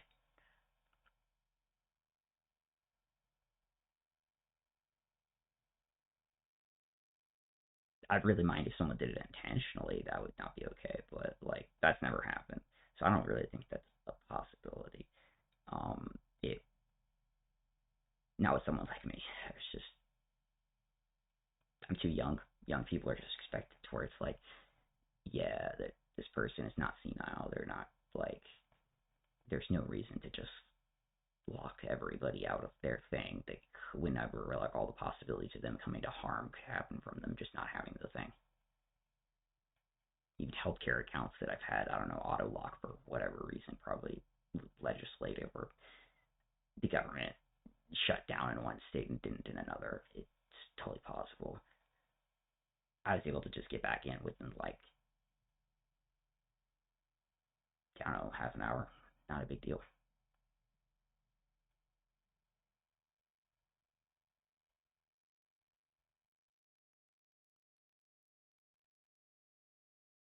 But I still remember not even just 10 years ago in high school, having physicians shocked that they couldn't see certain things about my own, at that point, new healthcare accounts, because I am too young, and it prompts you to do all the serious stuff up front. And I had the knowledge of all of that stuff, being a software engineering major, and that thing was just normal to me. So I was just wait, what do you mean? Can you show me? And they showed me, and they were I was oh, wow. It's that rare.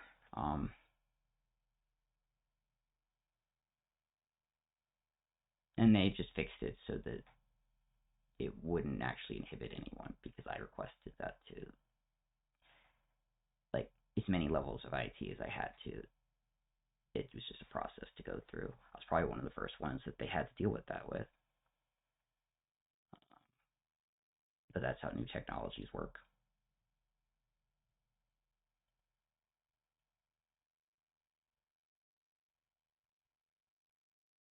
I know what I look at whenever I have accounts on stuff.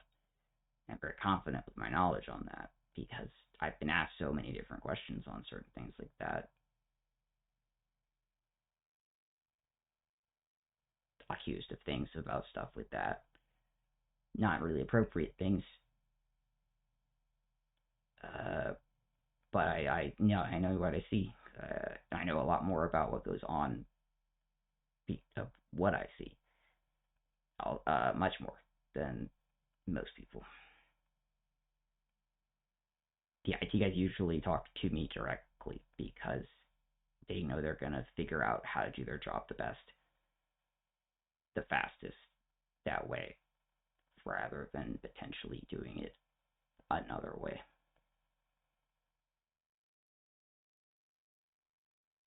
It's like that obvious.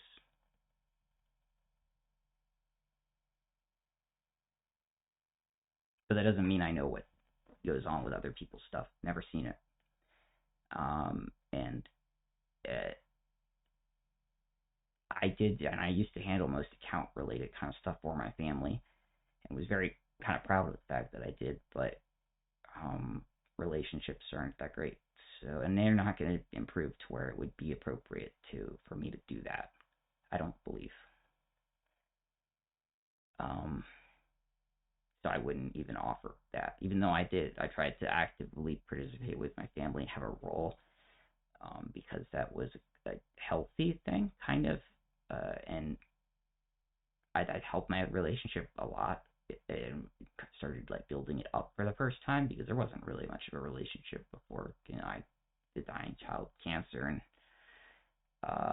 it took so many years to get to the point where I could even do the things I had been wanting to do, or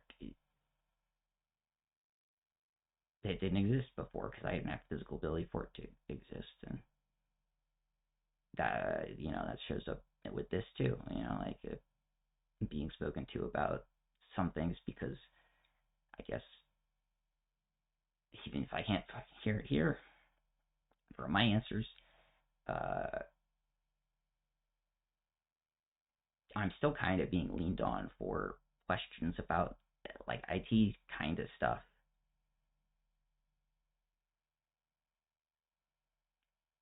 I did at one point was heavily involved and heavily trusted.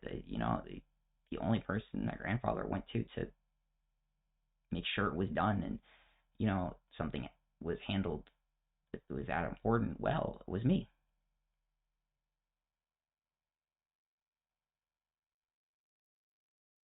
And he knew when I was doing it that I would catch anything that could have been wrong, just in case.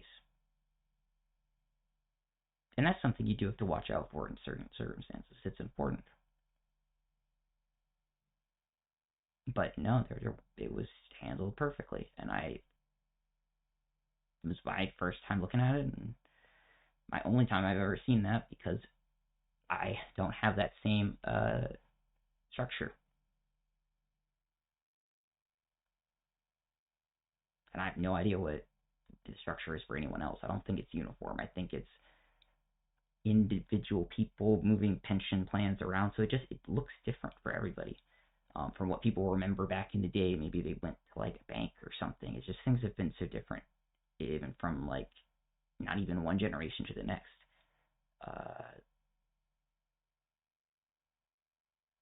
That I only knew what I was looking at and how there wouldn't be issues in the future if something were to happen and someone didn't have such intimate knowledge of their own family's like history and things like that, because they were taught it for that reason. That like things would still be fine.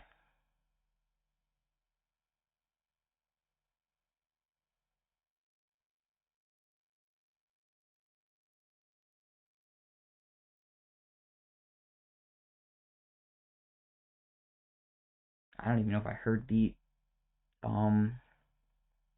ADT thing go off again.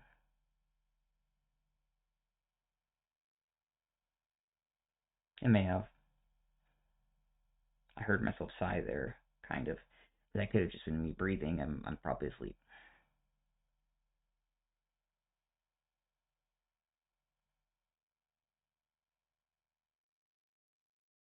Every time there used to be an account thing for stuff like IT, my relationship got to such a good point at the end of high school to where like my father would print out everything like that he had any questions about, even slightly, um, because it, he was trusting my continuing to grow knowledge as I entered for software engineering. I just knew so much more than at the time anyone he could ask, even like at like, his firm and stuff. Um,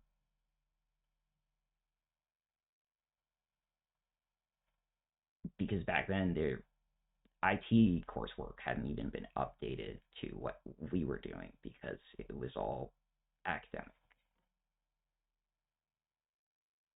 I think it's the best way to put it. It was school to me, and just like it just stuff like as what I'm interested in and things like that. But everybody else probably would have interpreted it as like, oh, this is like the next big thing that we have to like prepare in our business and stuff like that. That like flew over my head. But nothing I did then applied to like whatever I was ever shown because it was like it's still like been a decade between the two and it just hasn't been relevant. Um, and I could actually answer why. I just am not going to go on a tangent for that while I sit here and watch this like white noise. Or not even white noise, there's no actual sound. That shows just how good background noise is parsed out. Because I don't have it set up to cut between different like recognized voice on recording because that uses more processing.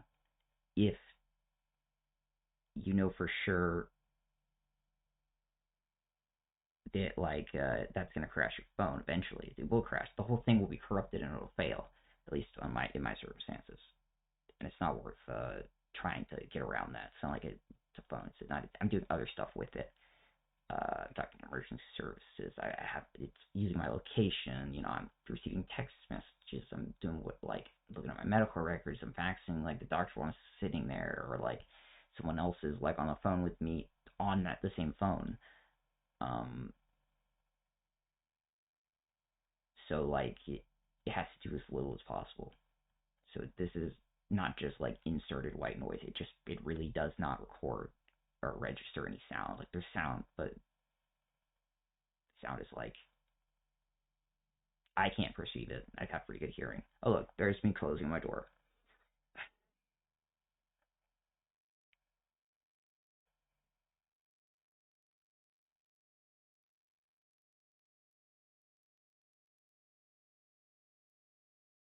Yes, I'm going downstairs.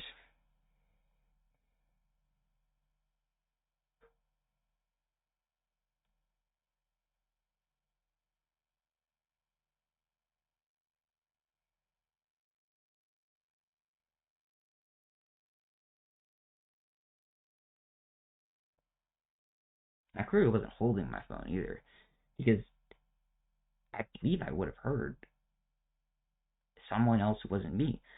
But I have no idea. This is just if my voice is the only thing that's in there for months now.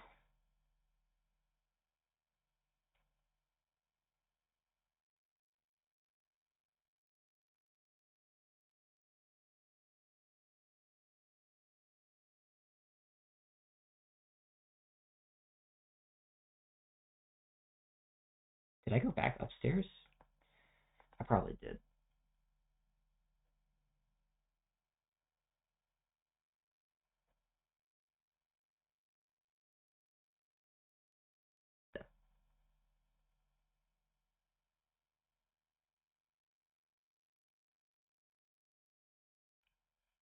No, that's my phone making the noise.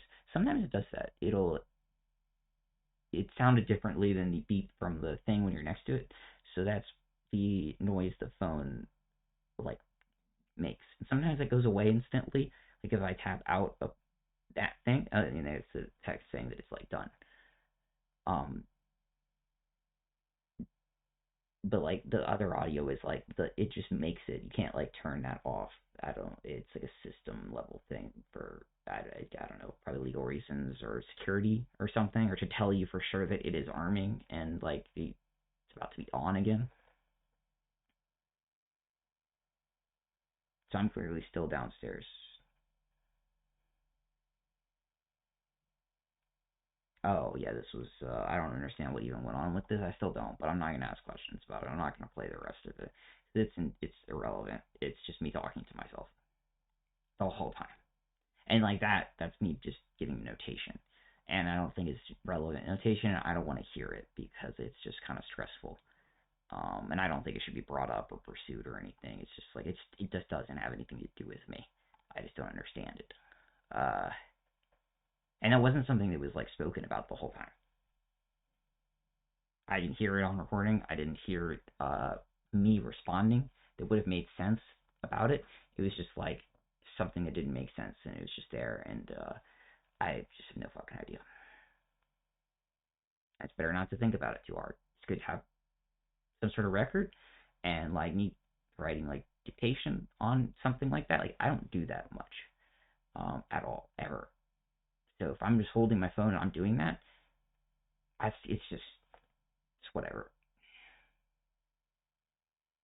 It's because I know I'm not going to remember whatever this is, or I'm that tired, or I'm having some sort of other healthcare complication, or something's like dangerous, and I'm like, okay, this thing's happening.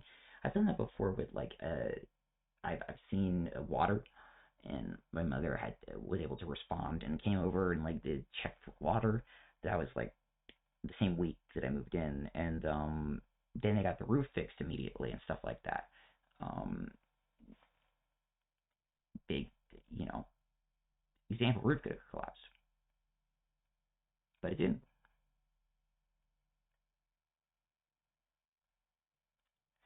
Um, but that's like the level of like why I just don't do stuff like that. I learned about doing that by being raised by my father. My father did that all the time, every day of my life. He would do that, and then just while hanging, so he could be with his kids and be around us more at my school, in public, anywhere. We walk at restaurants. He's standing there, do that, get up, and then he had a little tape recorder, like a little actual little that spun, and for years, because it gave super high quality audio, like super expensive and old school, but it recorded at a much higher level than you could get with anything digital. Probably even up to current modern day, at least to the reliability they need. Yeah, it did, and he gave that to his paralegal, because that's what I was taught and told, and that's what he'd say. And then they do whatever with it, send it off to a judge if the judge asks.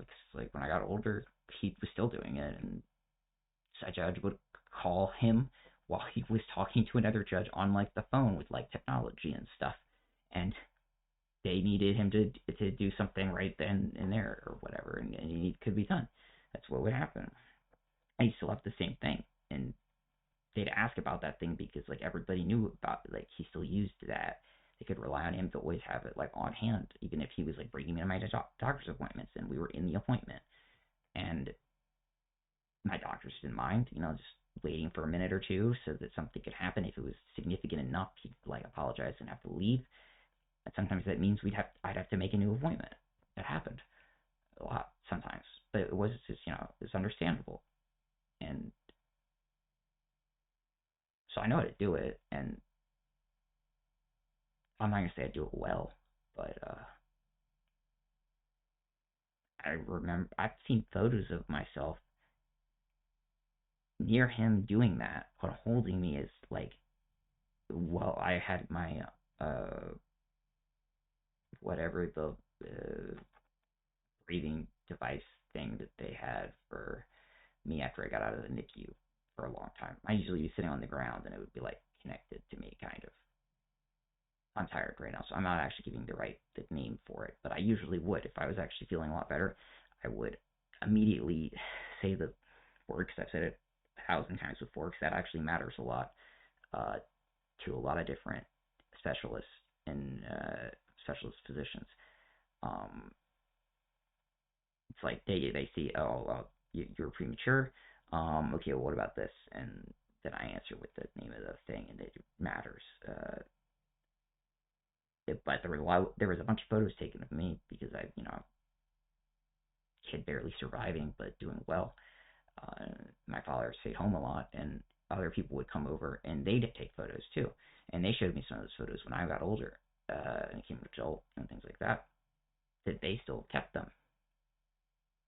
That they liked to see that I was older in my Air Force uniform.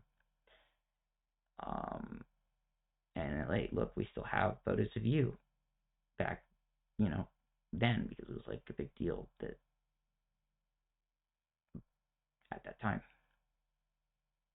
And then my father was always there doing the same thing with the same tape recorder thing.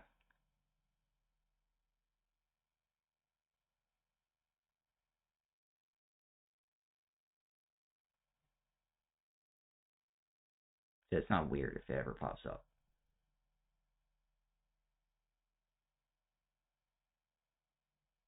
I might not normally talk like that or do that, but that's because I type faster.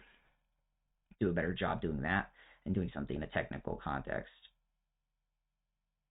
because that's just how I am, I guess. If I really had to do something super fast, I would pull up like Visual Studio Code, and then I would have autocomplete handling stuff with like an AI algorithm to basically predict what I'm writing with like a giant background of text that it pulls from like GitHub and stuff. So it'll know what I'm gonna need it to type like instantly because of that. It's a pretty common thing nowadays. So I could do something super fast with that, but it's also very tiring. Especially if it's something I'm doing that's not like it's not software I don't want to do stuff and rely on like that software stuff. I like keeping that separate to an extent. Emotionally, I just feel like that's better. I'd also like to not have to fall back when I'm like so exhausted like this to dictating to my phone, because I like all the positive memories associated with that. I don't want to have to do it out of necessity. It's not my job. I shouldn't be forced into that circumstance. But I guess it happens.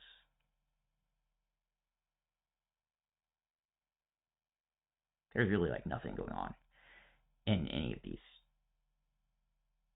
or there is a lot to me, but if I go back a year or two, I'm not even going to be able to explain the circumstances, and there's not going to be any information that isn't just me, because obviously something has changed, and it's just me. And I know recently they did pass a lot of legislation that allowed a bunch of software stuff that existed for niche uses, but no one really, it wasn't used as like a full rollout yet. And I've noticed that it's automatically changed stuff in the background for certain things. I'm pretty thankful for that. It's also failed a bunch of times, catastrophically, and but I think that at this point it might not no longer do that for my account. It did it like again and again and again and again, and I think it's not going to do it anymore. It had nothing to do with anyone else. It's just what happens when the AI needs to be taught, I guess.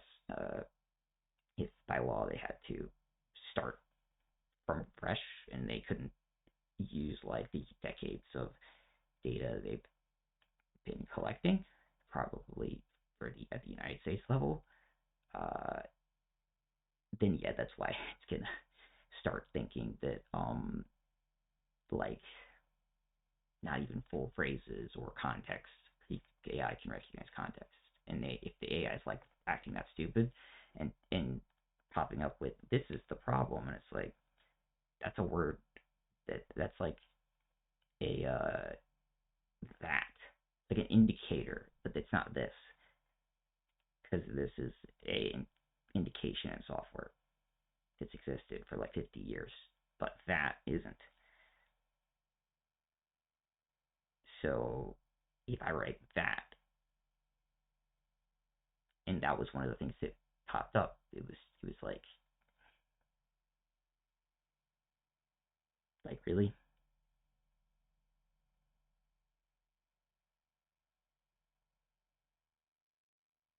And because of the context, like it couldn't be recovered.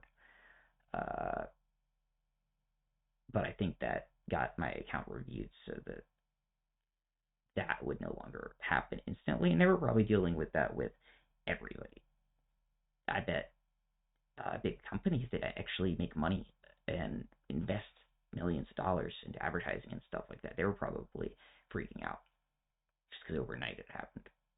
Someone like me, I spend money to have everything hosted, but I don't make money. I can't make money, and I don't mind. The fact that I can go to sleep knowing it's going to be there is all I care about. Having everything just catch on fire basically is not normal. Uh, when the computers just can't do their job at all and just start acting like that's some sort of ridiculous circumstance, like in fiction, is specifically what happens when something is just any previous stuff is just discarded and you're doing it again for the first time. It's just a thing within that context. It's how you can tell that that's what's going on.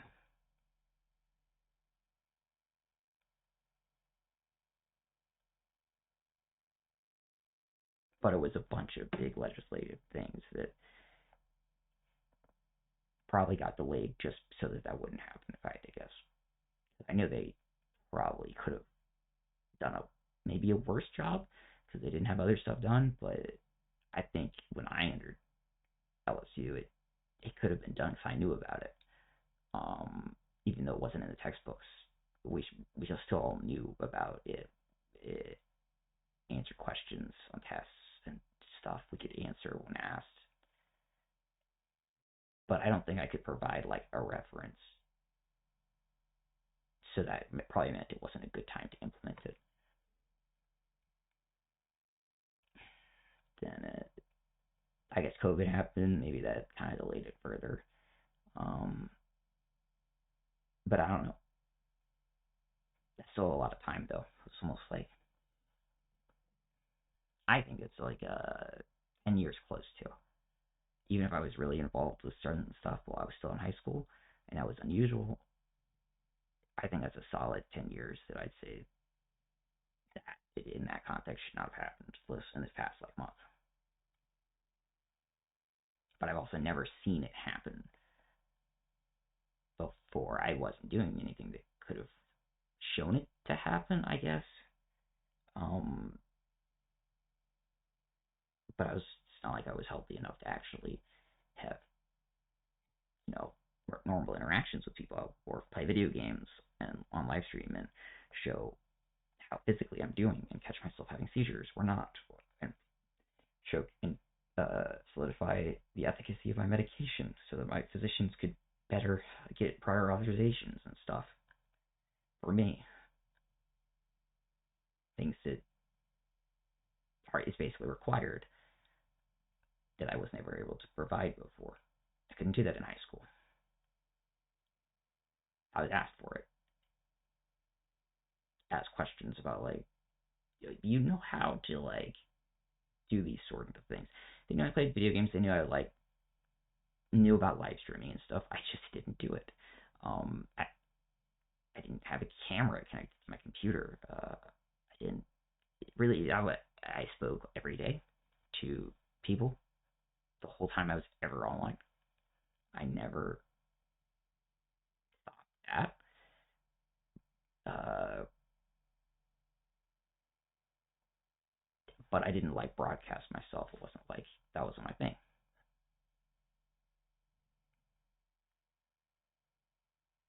It took me a really long time to get so much worse, just due to other unconnected but causative uh, medical complications and such. That it, that's what I do now. It's just that important. It's like a in hindsight type of a thing. I mean, that for most people, that's probably never going to be relevant for their whole lives. It's probably completely irrelevant, but that's like 100%. What's going to save my life or not is like being able to know something somewhere and find it and say like, okay, there was this is what was going on right before I got to my appointment today, and at the appointment today, I collapsed. We can rule this thing out because nothing happened here. But if that couldn't happen, I don't get to do that thing anymore. Ever. Even if there's no reason behind that. Just in case. That would have been a big deal.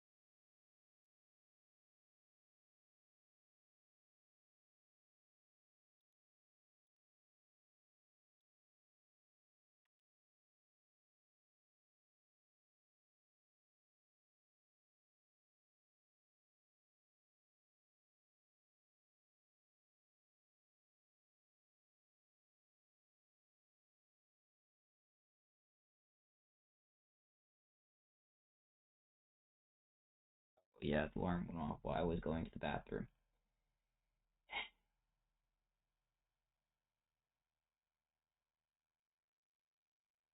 Yeah, and she was very angry about the fact that, you know, I have a lease and I pay it. And it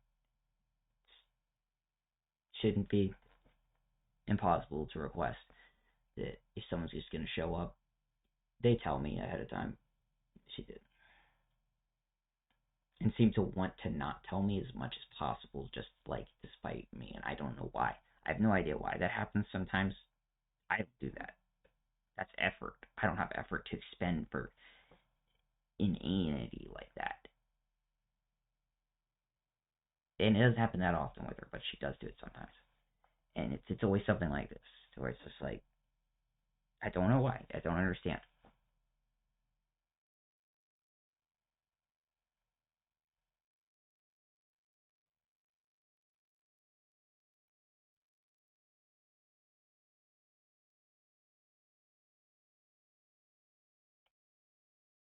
And sometimes she does stuff like this, just randomly demand more money, even when it's detrimental financially to the whole family to do that kind of a thing.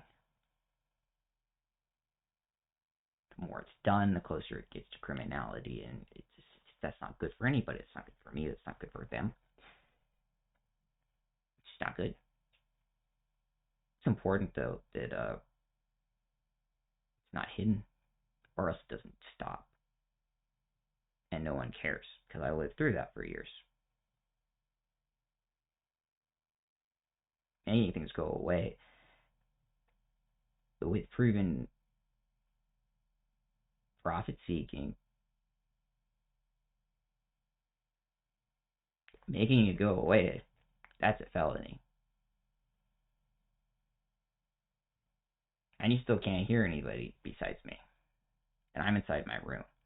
I think I was actually standing there naked at the time because I'd been about to take a shower. And I don't really leave in and out of my room much.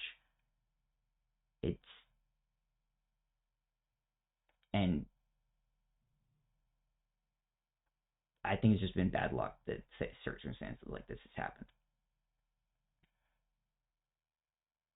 Take a shower whenever I can take a shower. I focus on my own schedule. I don't think about anybody else. I don't. That's how little contact I have with my family. So I don't fault them for coming over. But if they're gonna make a plan to come over for something like this, it's not like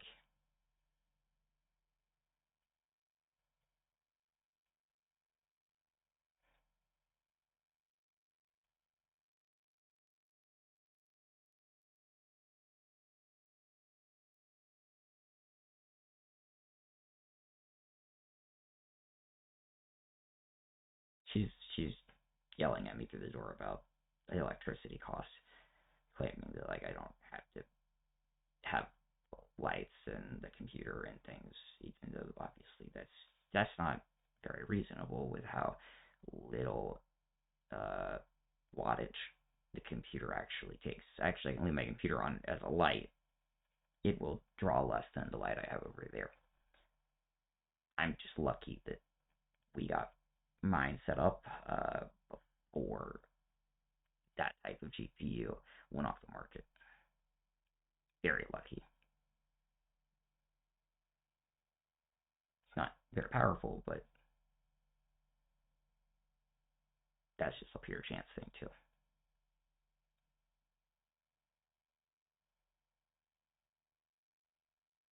And I only know that like to say that, like I'm kind of anecdotally stating, while it's as stressful as hell just to listen to this, is because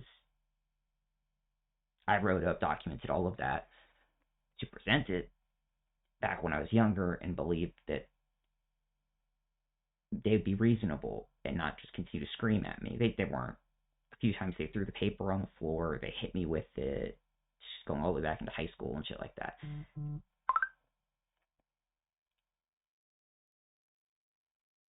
I was naive, I guess.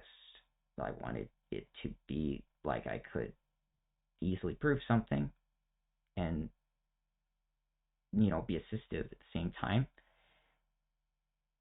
and that like things would get be better. And I took years of counseling and follow up and stuff to get over all of that.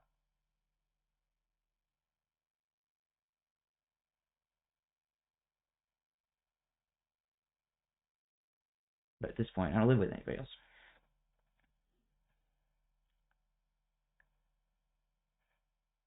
At one point, I to prove for sure, and because it was genuinely an issue, one of the really only affected me, and it did devastatingly affect me due to my central nervous system damage, was the temperature fluctuations from the cold. And that was screwing up potential diagnoses and potential solutions with medication. Things that could be life or death with one medication that they might need to move me to. Well, that might also cause me to stop breathing, especially if the temperature is something that I can't measure or control. Because my mother she stopped at a certain point, but for years she would obsessively go upstairs and then turn the temperature down as much as possible until she heard it come on.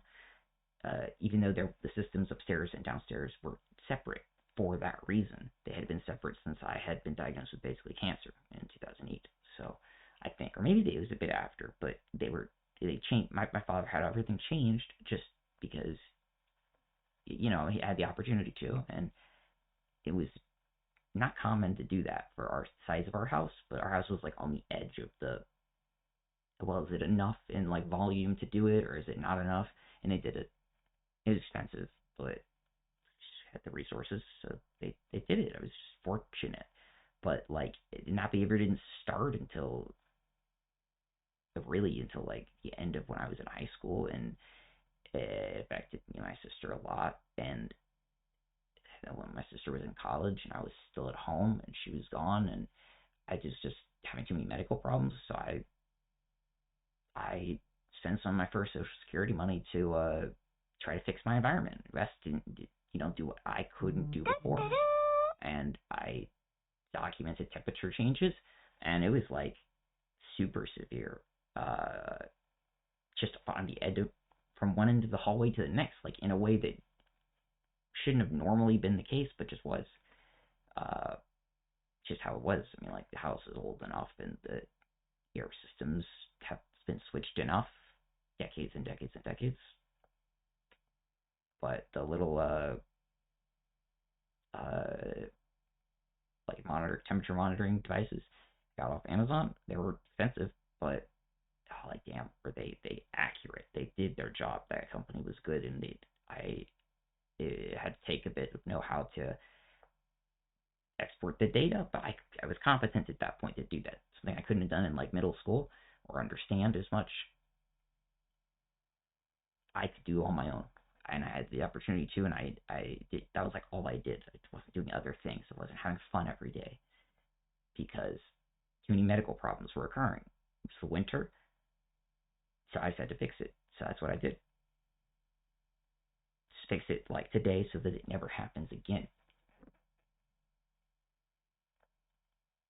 But even with, months of documentation, like minute to minute, like 3 minutes to 5 minutes, settings, sometimes 1 minute, I went through the whole thing so that I'd make sure to show when the changes would happen and stuff.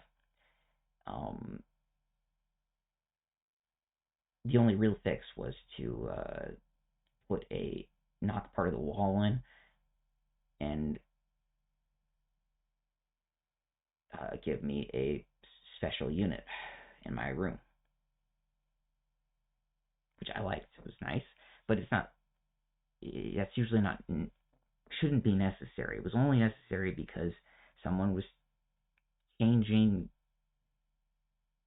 half of the entire system to where it turned on too much. Now that I live alone, I keep it basically to where it doesn't come on at all. If it comes on, I'll start to be almost depending on what's going on, in physical pain when the temperature will just drop down too much, especially since my shoulder, back then I didn't have shoulder injury, but since then I will start to actually notice, and after working it out with my physicians, figuring out what that was, that's what that is in stimulation to the central nervous system, or in some regard, was definitely, I was told like where in my spine or something, but I don't know enough to say, and I didn't write it down because I was probably not doing well enough at that time, whatever. I didn't document it. I kind of wish I did, but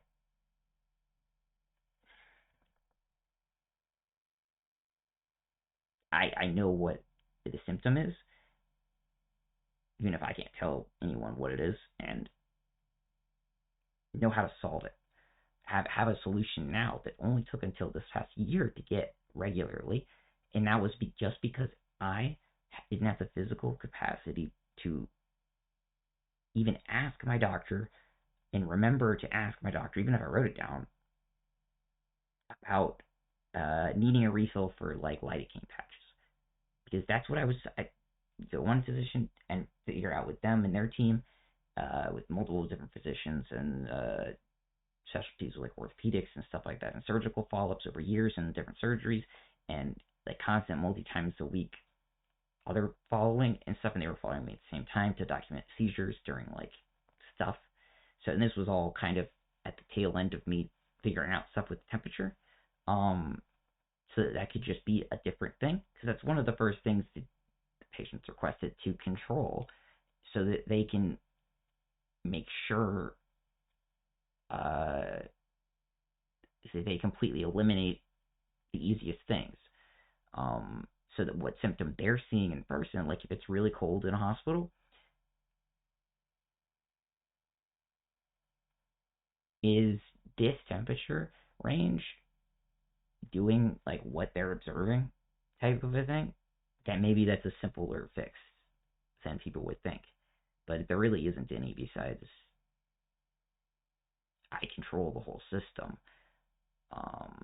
And I still have like intermittently the heat on, that on my heater I purchased myself because I had to. When I came here and was moved here, I didn't have a working like space heater or anything. I avoided them because they made too much noise, and the noise gave me a cluster migraine headache, and that causes other symptoms, and it's also a cluster migraine headache.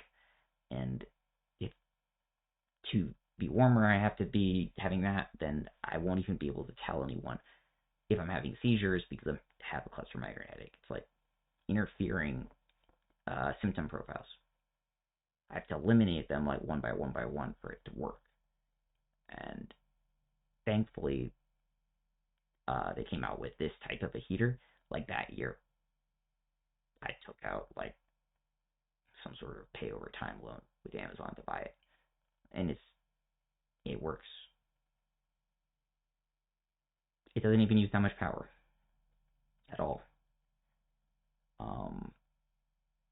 But this type in this climate were unusual before demand like skyrocketed due to like changing temperatures and stuff.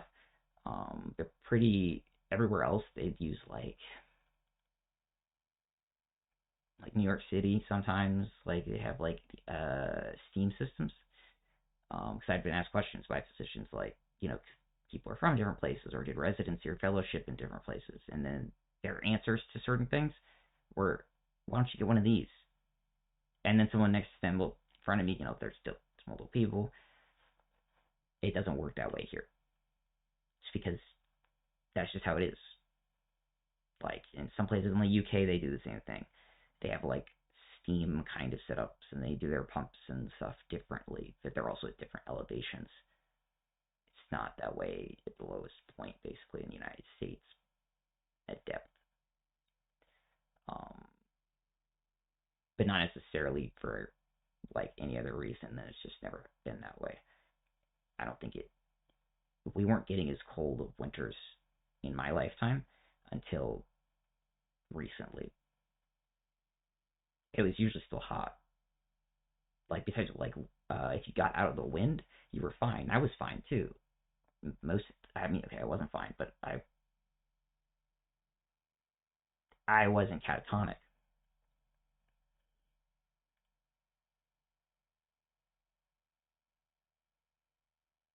I'd stand there and stare into space even if I was wearing a windbreaker, and other students would have to walk up and like move me somewhere else. I kind of look frozen. And happened enough times to where other students were upset to where I was like recorded having that happen. So they could show it to me, and I immediately explained what it was because I knew what it was. I just kept constantly like following other students around, friends to talk or whatever, and there's wind chill. That's my problem. But I was also a kid, and I was just focusing on being there that day. That's how that was. It didn't happen in high school. I was prepared by that time. I made sure to start my relationships with people like that. I knew how to control how we were walking and things like that. I was walking in at a much higher level of like awareness for those types of things because I had to be, because that's just how things go. I just did it at a younger age. But if changes in temperature is something I can't do myself, then I can't document anything. Nothing happens. I get worse and worse and worse, and then I die. I don't get up as frequently in the winter because I might not feed myself. I start dropping weight drastically. That's been documented. If I have any sort of like exposed nerve gets worse and worse and worse and worse.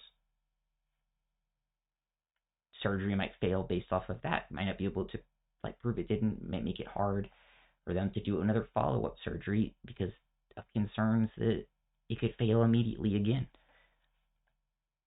Because my environment can't change somehow.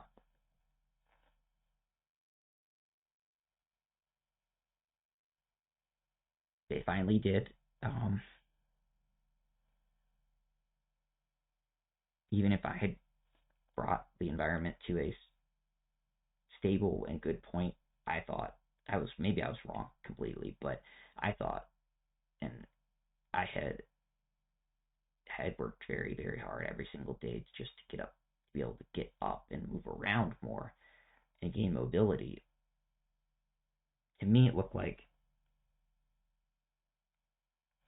it was a perfectly acceptable circumstance, but I guess it just wasn't, and it was always going to get worse because of just circumstances that aren't me, but it's just others' health concerns. So, and I wasn't really aware of those. That was kind of kept from me to an extent because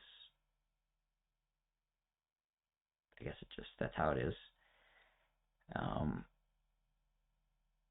And that's just how that sort of condition always works.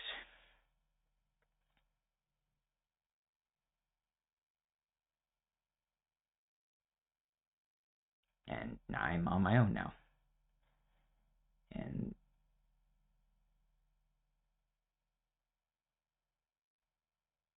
now I'm probably as close as I've ever been to full functioning that I had, or close to it, when I had the most support from family and did the least amount of things myself. And I'm doing things myself that I never did then. Didn't even know how to really do because I was managing everything else and I was very functional in that. But I basically needed someone to do everything in the background. And the second that like my mother didn't started not doing that or having problems, I still was pretty functional and I was able to keep everything kind of together, not for my whole family pretty much, until I just wasn't there anymore because anything serious health related, it looks like it's just gonna knock me almost to death's door. And then no one else was there, so I had to kind of, more by chance than anything else,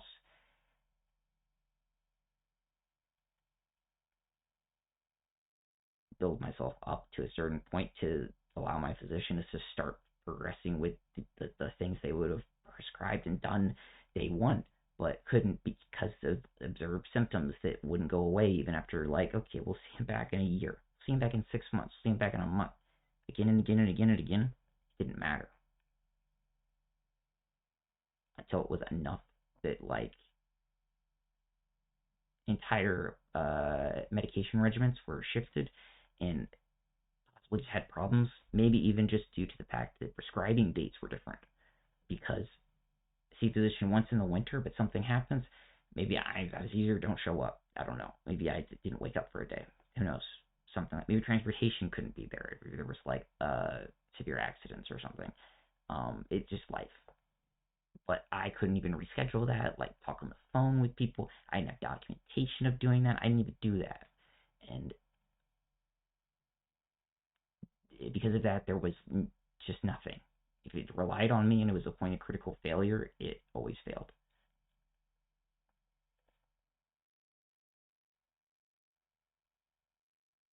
And the best shot I had of just naturally being healthier was always in like June, July, because even if you're blasting the AC in most buildings, not this one actually, but most, like when I lived with my family, as long as I kept my system off, changes to the overall system actually couldn't handle like putting it on 50 degrees. It would try to. Yeah, it may have just been an old system and it just did that. It would continue to try it. It wasn't like a new one that sensed the environment or anything. This is a very old house. It would do what you told it to do, and it would mechanically stop at a much higher temperature than 50. But if it was October like it is now, and you told it to have it 50 degrees Fahrenheit, which absolutely affects me greatly, I might not wake up that day because I will be having like greater than chills. I'll be basically frozen. My jaw won't be moving. My muscles will be having problems. It'll be very severe because I'm asleep the whole night. Whatever. I'm not moving, and it gets to that temperature, and it really is that temperature because it's like allowed to be that temperature. And we have high humidity here, even with AC on and stuff. So it's a lot worse than most people would probably think. It's like barely tolerable to most people. They'd like be like, this is uncomfortable, I'm too cold type of a thing, but they could probably like shrug it off. Anybody with medical issues, people with like spine problems, stuff like that, they'd have to leave the room, leave the building. Couldn't be there type of a deal.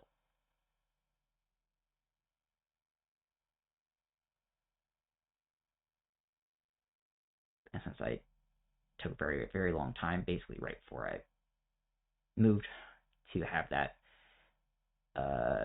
entire separate heater for myself, or AC system for myself with heating and everything, for complete control of just myself inside the room with it not connected to anything else, which took structural changes to do.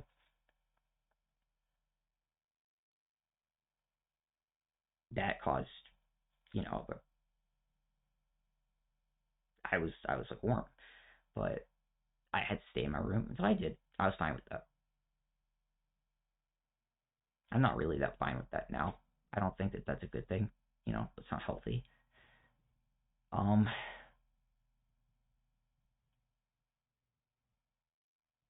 but I was at least starting to like recover from years of basically not being functional at all with that control. If someone were to like disrupt that for no reason, yeah, I wouldn't have that at all either. I don't know why anyone would do that.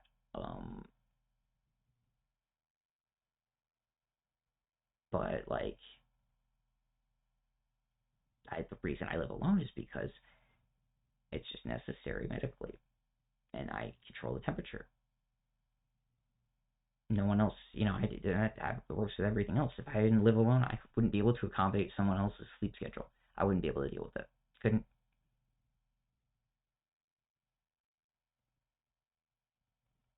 That's just how it is.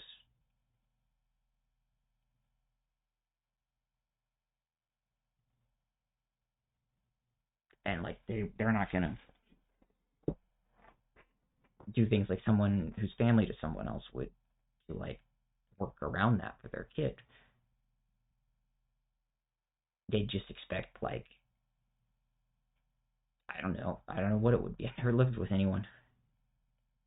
It's just no one would believe it's reasonable, uh, for that fact alone. I have to get up and do laundry and stuff like that. I have to do dishes. I have to cook. I have to do it when I can. Get up and get ready for my appointments in the morning.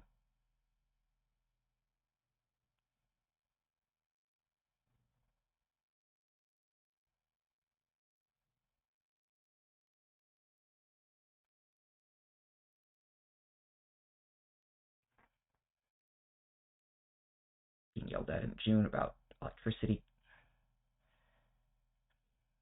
when I don't have the air conditioner on. I don't need it most of the time.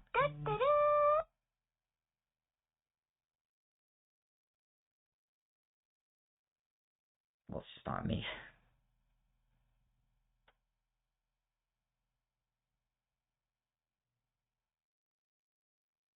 And I don't need to be notified of it with someone just entering no notice and tripping alarms and having no concrete anything to ask me about. There's no solutions being built on. There's no, like, ideas about, okay, we think there's some electrical faults here. Should, like, look out for this. There's nothing. It's just being screamed at. Barely get into my room in time. I was on the toilet. I didn't flush. I was about to take a shower, probably go to sleep.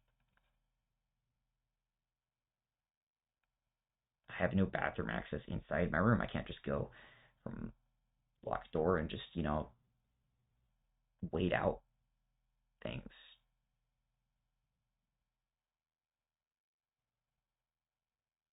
Thankful that this circumstance was handled without it, going on and on and on and on, because I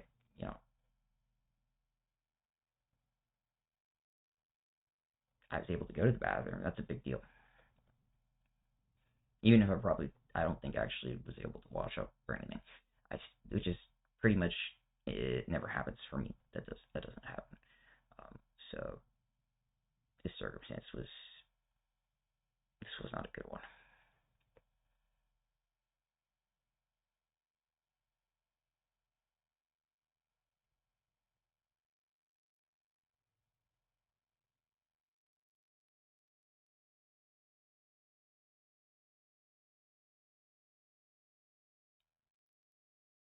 It's like I can remember what everything that was said while I was watching this, but I didn't hear it. Now I'm gonna be able to listen to this and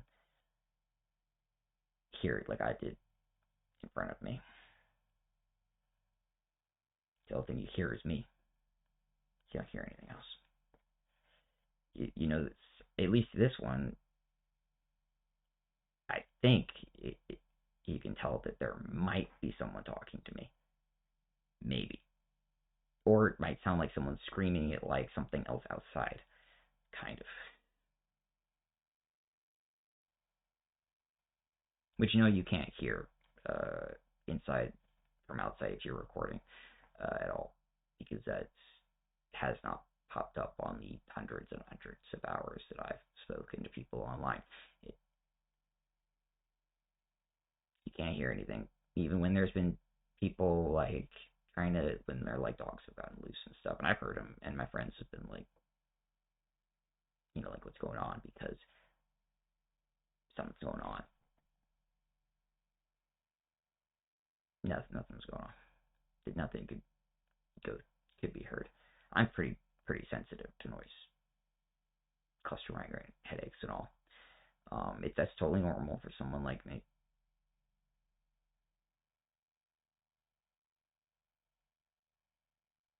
I'm very fortunate that the treatment for my epilepsy also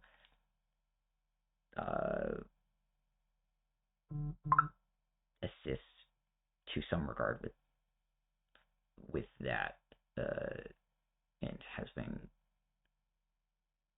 used for explicitly just migraines in a preventative manner. I guess probably with like coordinating with epilepsy, but you can't really use it on top of other things if your seizures like continue to get worse, is what I was told, or are completely uncontrolled, like if I was out on the street. Then I wouldn't be able to be on it, so I would have uncontrolled cluster migraine headaches, which are enough usually for like immediate stuff from the state to happen, from what I understood. But clearly that's not necessary.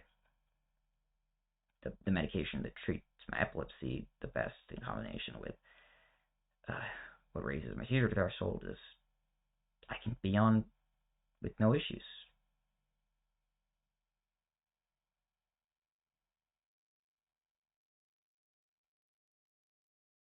I don't talk much about,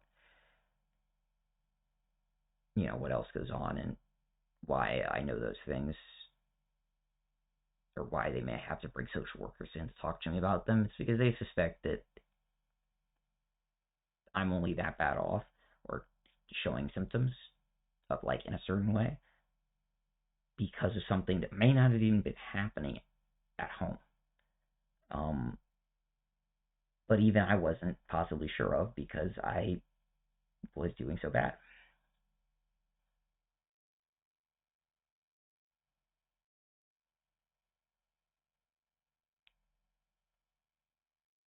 I think it's a couple times it was just stuff was going on and no one really did talk to each other, and stuff, which is oftentimes I think the best thing.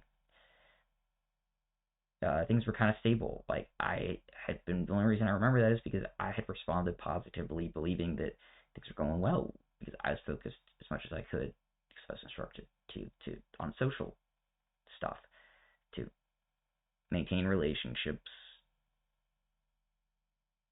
following not being in school every day in high school anymore and stuff like that, which I did great with.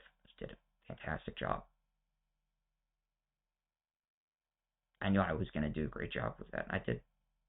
Doesn't mean I wasn't necessarily believed, really, but it was, there's reason for that skepticism. I was just one of the exceptions in that.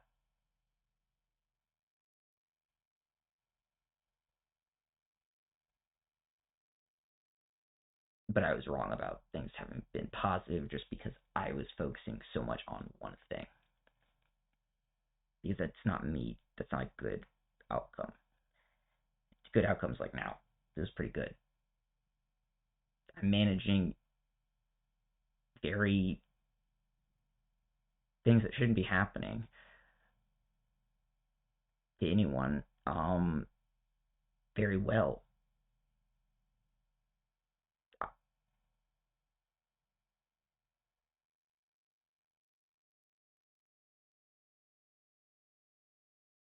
You know,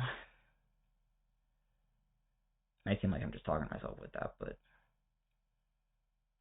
I'm doing a very good job, and that's because I'm physically at a good point. It's not mental; it's all physical.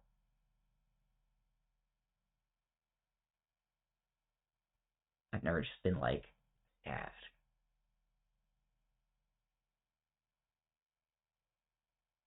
I've seen people be that way, and it seems devastating. I just haven't been.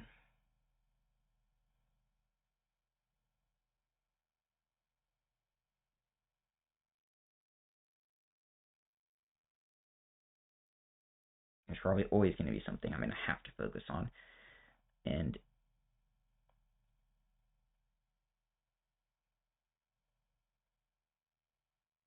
where that's probably never going to happen to me.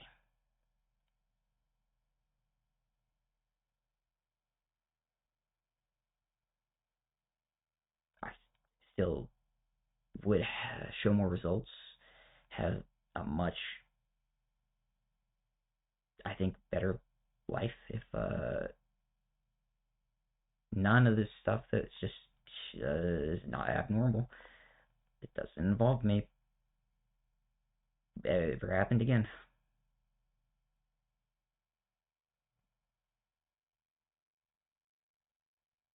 But I tried to stop certain things like that back when I was a minor, like legal protections. It got too bad. Hitting someone when they're in uniform is bad. Wasn't allowed to just do nothing. And I was perfectly fine with just hiding, covering it up, and talking about covering it up and presenting a case for covering everything up.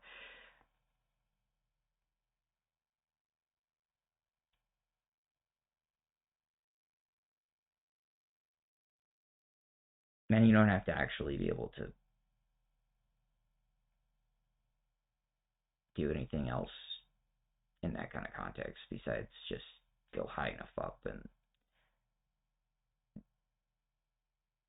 then they say no.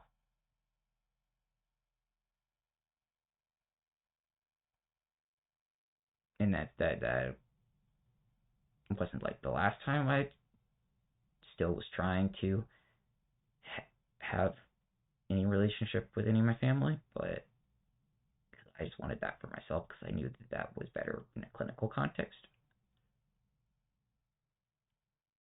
And I was the best person to force that to happen if it ever could be better. It just, it really wasn't gonna ever happen. Too many people's decisions were made that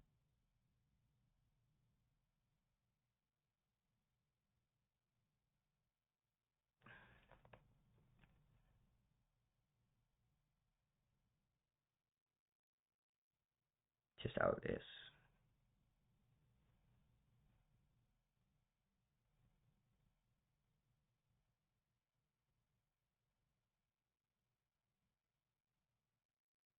I mean, stuff like this had been happening then.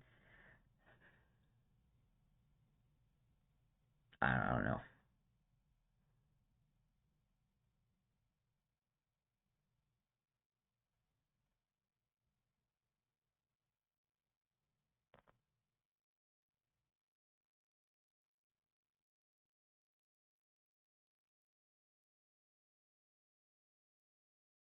Me not having lived separately was actually the main reasons that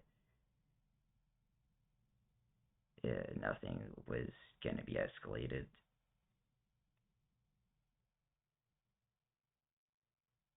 Because it's a really big deal to certain things.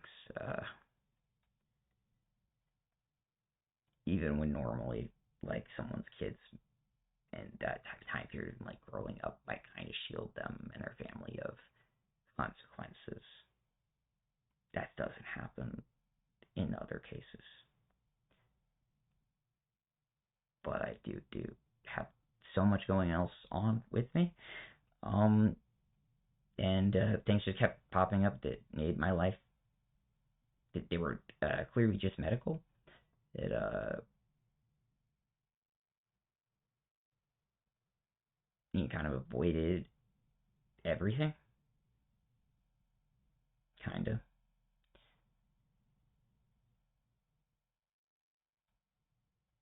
And at this point, it's not going to be relevant.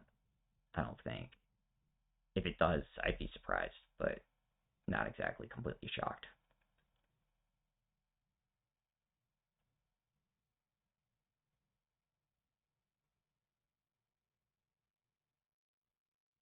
Because it's not like the response was very positive for me to have an attitude of, you're correct, fact, factually and supported. This is the best course of action because of all of the risks if we don't do this. And it being like 100% agreement.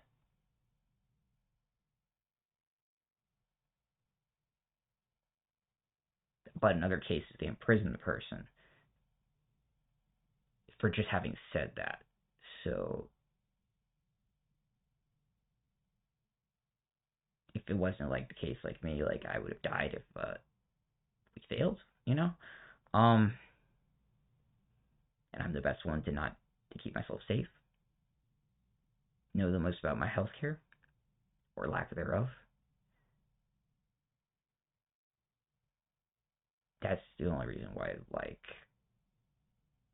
that wouldn't have happened.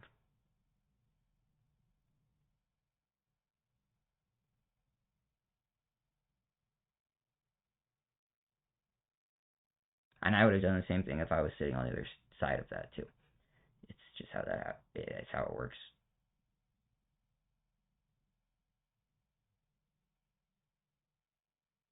I wouldn't be surprised if my inability to control anything now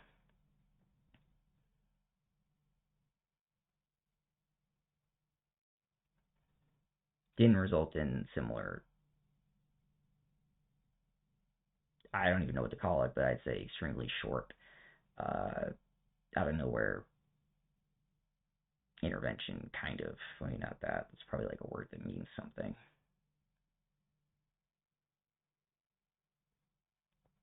It wouldn't be like a punishment either.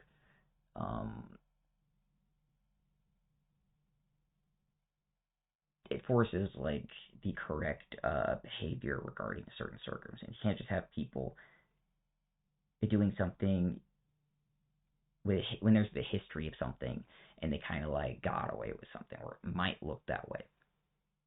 So if it ever comes back up for an option and it's within a certain time frame and people still remember, and the person in question is not like, super in control and like I'm, able to show positive, like they look good. So, been so many years since thing happened.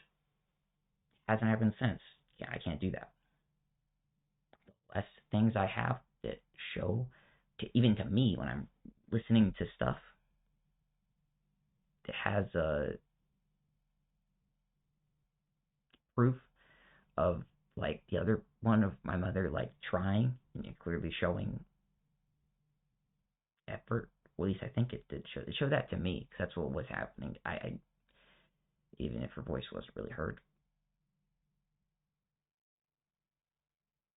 but that single instance isn't going to be enough amongst everything else because it's already past the point of me being ordered by physicians to physically cut contact, and that's happened like 10 times. And that's all that any federal level needs to see. Social Security's got all of my medical stuff, and they see that on the electronic records. If anybody wanted to do anything based off of that, it would only harm me, but if I'm going to die anyway, they don't care.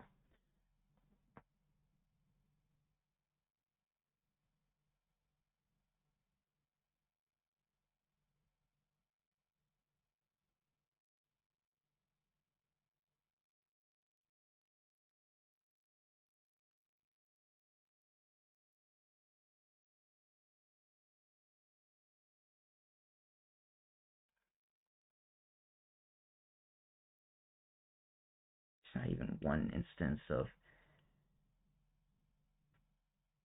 something in between this.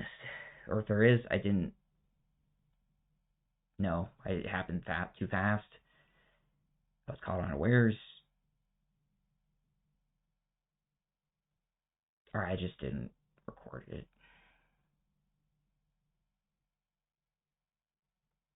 It's much better for me just to record everything. I used to be so afraid of coming downstairs before I got like injured on my shoulder and stuff like that. And I just things that didn't have anything to do with me just didn't make sense. Hadn't finished going through years of counseling and stuff like that. And there didn't exist anything for me to have any degree of safety.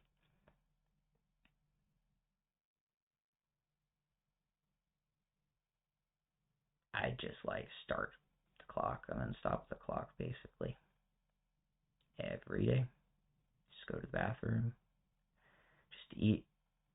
Didn't listen to anything but that's how I could prove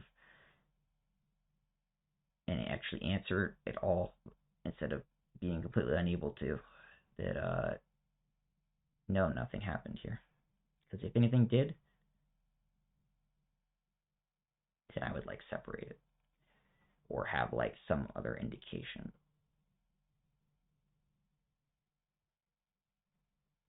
But that's what happens when you're always in danger. And you don't even know how many times. And it could just be due to your own medical circumstances.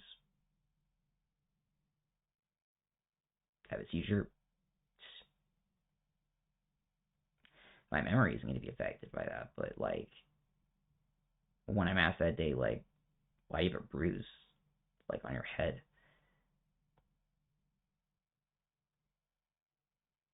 Well, it's really tough to convince anyone that I wasn't hit on the head with a blunt force object. And when I don't know for sure, and it's been like increasingly more reinforced that my family doesn't care and will hit me, and that's all the physicians know. They have no reason to act that way, and they're acting that way. They could have, out of emotion and due to the fact that they had just gotten lucky, nothing had ever hurt me before then. Hadn't grown up getting hit. So it's like an emotional thing. It could instantly turn to this kid's gonna get killed, and he just doesn't know it. That was like super horrifying whenever I was first faced with that, and then I was faced with it again after realizing that I probably had a concussion multiple times, and I was probably hit on the head a couple times, but I may have just been sitting somewhere, and then it got misassociated with later in the day me collapsing, which I then hit my head even worse and almost died. It was like real close, and you can't see it, but like for a long time, there were issues with my eyes, and like how it kind of looked, and the pressure difference for ophthalmology. It wasn't a difficult thing to fix. It was easy. They like changed the pressure they were already using for tests they were regularly doing on me, and just because of that, by chance, like I had an appointment right after it happened. That's why there was basically no issues with recovery.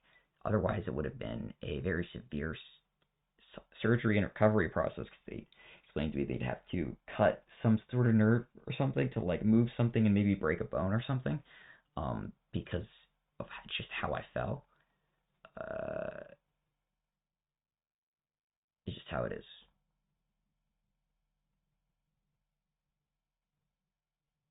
But that was kind of at the point where I just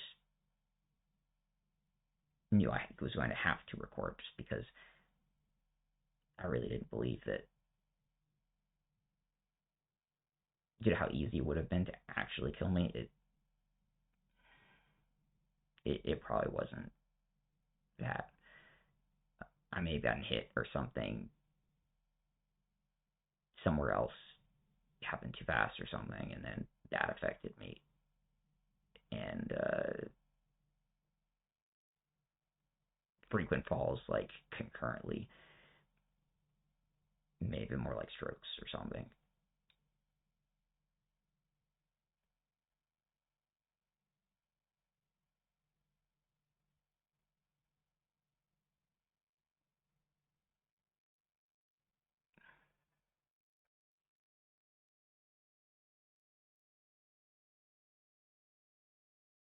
For that, every time I had a major seizure, I had never hit my head.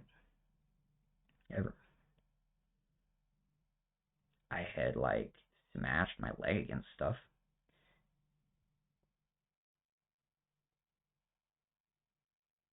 In the song and dance to go through for like, did anyone hurt you and stuff, like, it was easy to, even in a disoriented state, explain, no, this is a seizure.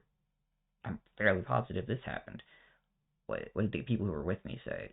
Well, they said that did happen, yeah. But we didn't want to tell you. And they weren't going to say anything until I kept naming names for the amount of people I knew were around me before I just dropped.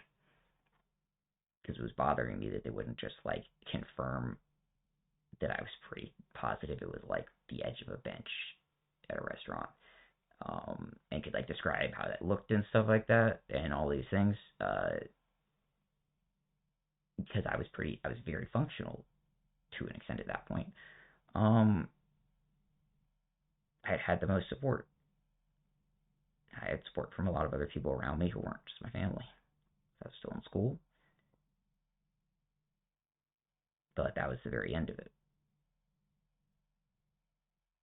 But I didn't have any of the serious seizure problems until a few years later, but I also, at that point, had a few years gap between any support in food, or just all that brings. Nutrition is a big part of that. It's hard to deal with anything else medically when your medicine's taken away, and you need to establish, epilepsy treatment, for other neurological conditions. Everything just, it gets real bad real fast, and it stays that way. And you don't really notice it happening. It's like, because it still wasn't something I controlled. I didn't have income that I could have done anything with. I didn't buy my own food or anything. I do buy my own food now. And I've only been gaining and maintaining the weight that I currently do. And I only look stronger. I've gotten better in the last few months. I don't think it's going to be possible to just not have that happen anymore. I don't think it's going to be really allowed. Just because of things that don't concern me, I guess. I think it would cause too many problems, personally.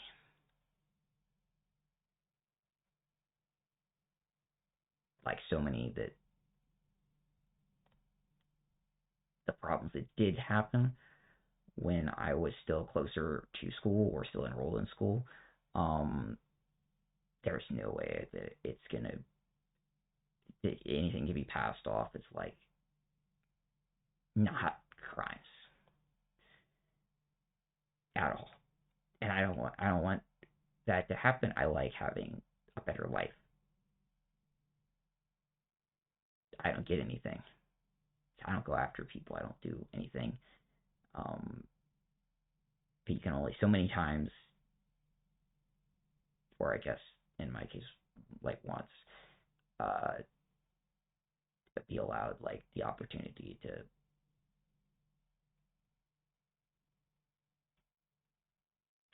to prove that like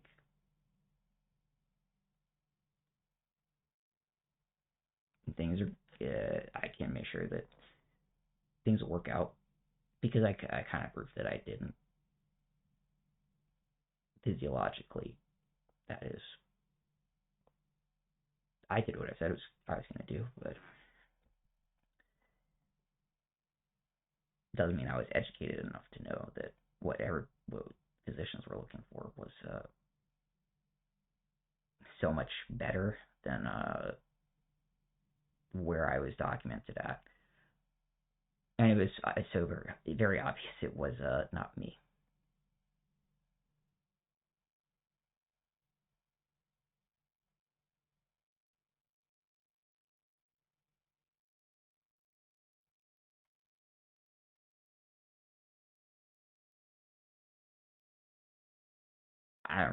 There's just no way I'm going to be able to get through everything.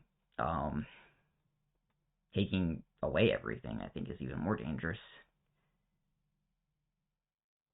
I don't think anybody should be threatened by something that's very provably not concerning anyone.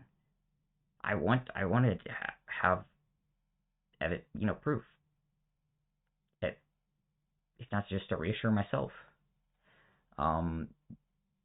But it looks like all I've done is just document medical circumstances, and I didn't remove anyone's voice. I just did that poorly of a job of ensuring that people could be heard, I guess, because I was following instructions from physicians and counseling and stuff to prevent further, like, serious, honestly, at this point, emotional issues. I don't like getting stressed out and freezing whenever I'm interacting with people because that doesn't give them a chance to speak with me, even though it's very long past that point. That's why I do certain things in a certain way, and I don't do them with other people. Like not even a minute after. It's that big of a difference. But I don't like listening to it again and again and again, having to do that like I did that 2 years ago.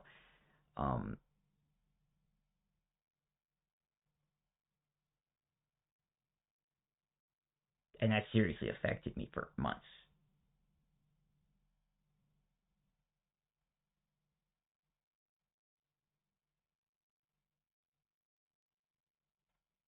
I shouldn't have to be doing that.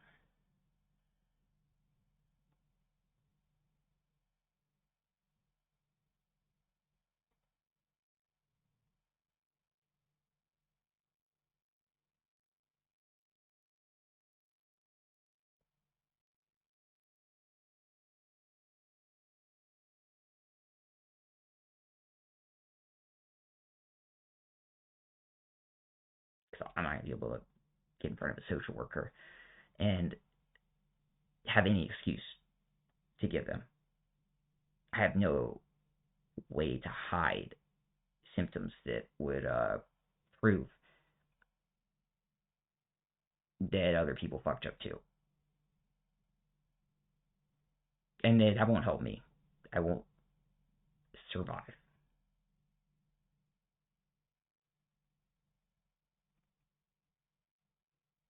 That's not something I like.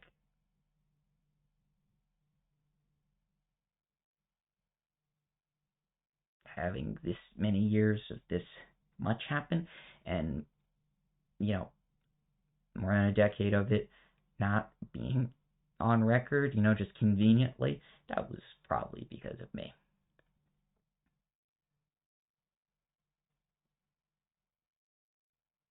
I wasn't the one who made me physically incapable of continuing that trend at all. It was like not even a thought. It was completely secondary. It was like it happened in the background, and everything just worked. It was great. And then like nothing was there. That was other people's decisions. I don't believe that anyone recognized just how many consequences were going to happen by assuming that anybody needed to believe that I had like been a criminal in some regards. It was that stupid. And since it's been established for so many years, and it seems to keep happening, that means it affects other people. It means it affects everybody. And I'm not involved, or I'm not living with my family, so I have no idea exactly what it is. I didn't know when I was living with them, when I was a child, until I was like basically hit in the face with consequences of them.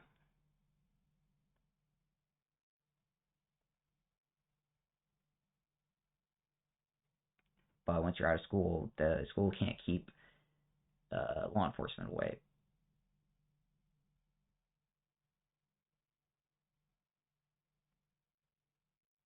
And I still have no idea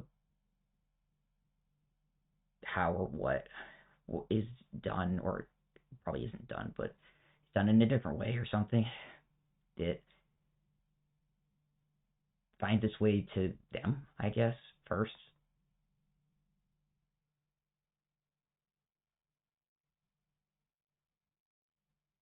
Like independently of like communicating with them or something.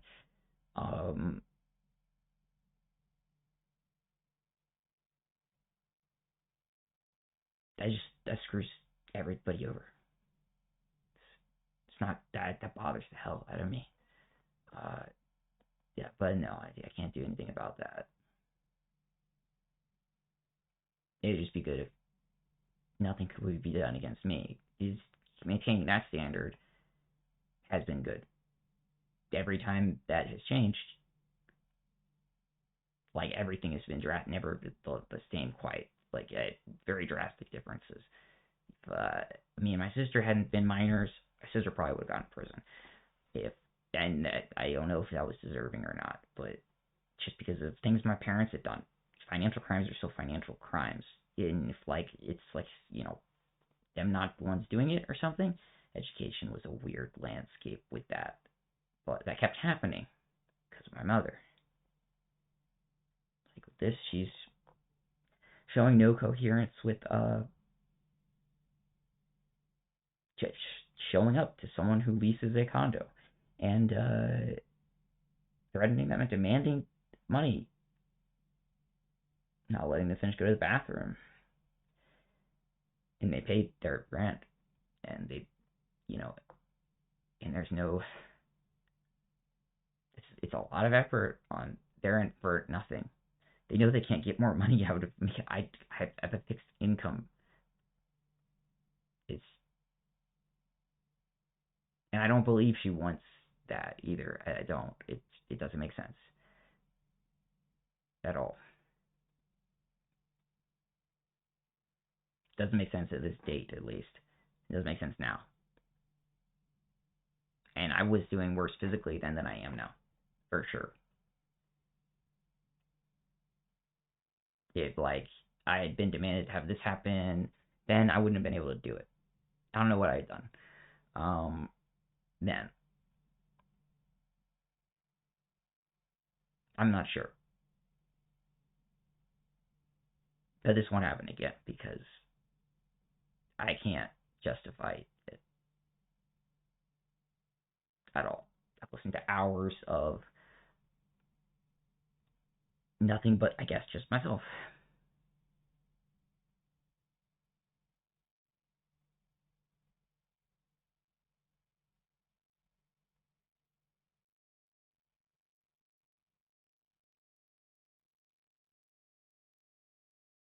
I even purchased, because I was intending to set up an Amazon security system for the little Nest cameras, because they were on sale and I got them part of a deal, so I got other stuff.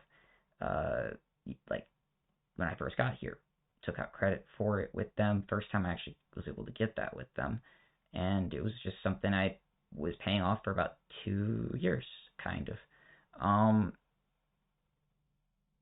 And I was, enthusiastic about it. I thought that they were good. I hadn't seen anything that I thought was worthwhile. That wasn't going to break, have hardware failures because of the batteries and things. But I thought it was solid. I'd already been very impressed with the tablet I'd gotten, especially with their battery technology.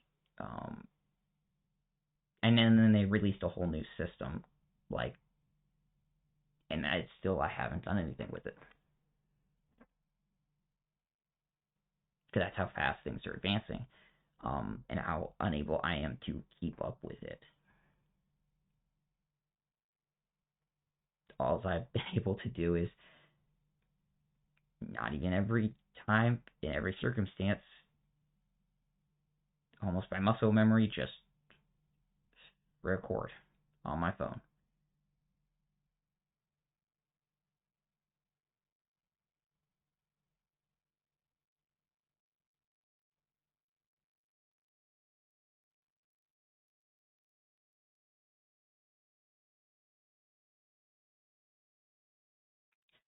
Only whenever there's something serious that I know as serious, and I'm in an emergency mode almost, like this, running me off the toilet. I think that's serious.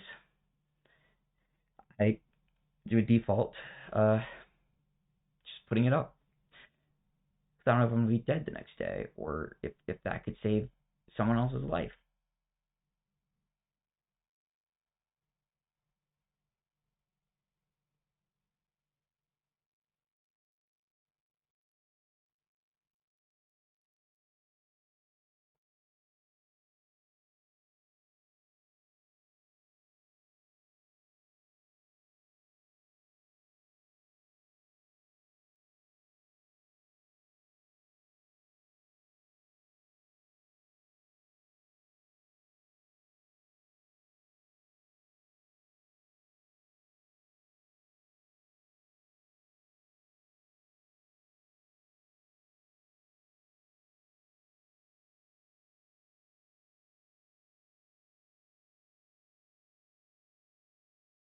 I hope that no one just, looks the other way and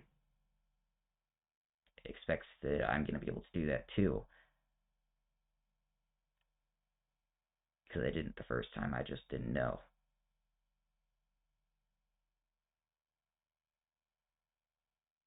And I almost died. And because of luck, literally, did no one else get put on death row, basically.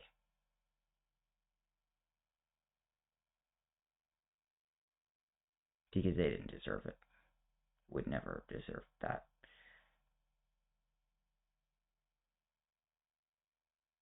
It doesn't matter what I say in the future.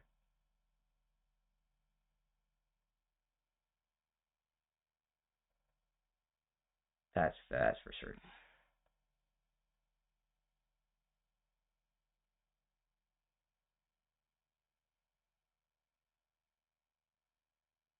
The possibility of it looking like I might have a future weighs in heavily in that kind of a thing.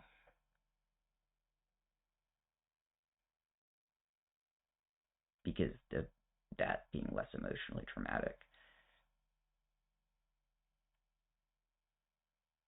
Sometimes there's willingness to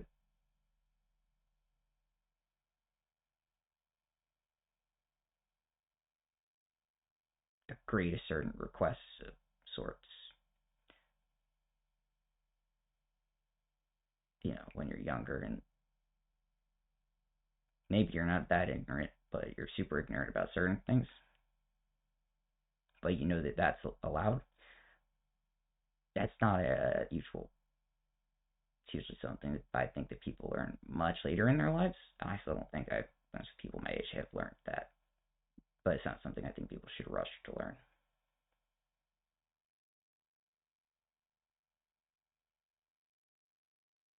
But I'm retired now. I understand that that's not really going to be, it's not going to happen.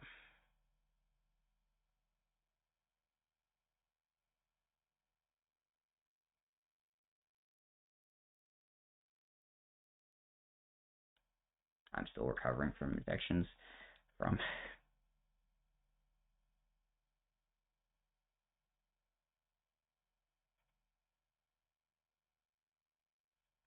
issues that I didn't even properly get to document in April.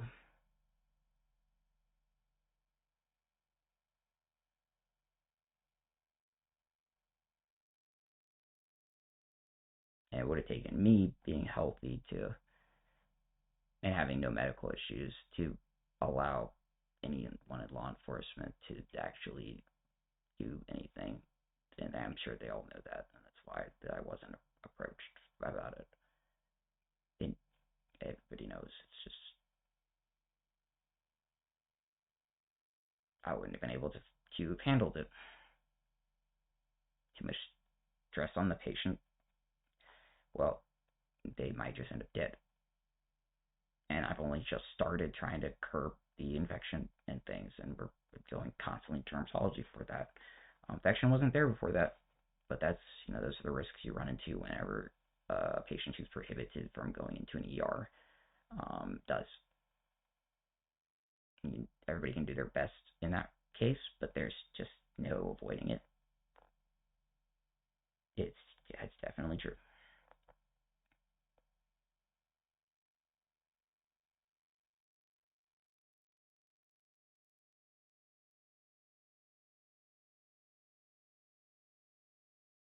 I don't think that's gonna happen again, but I feel a little bit more confident after today about that. That was what I was worried about, but that didn't happen, so it's good.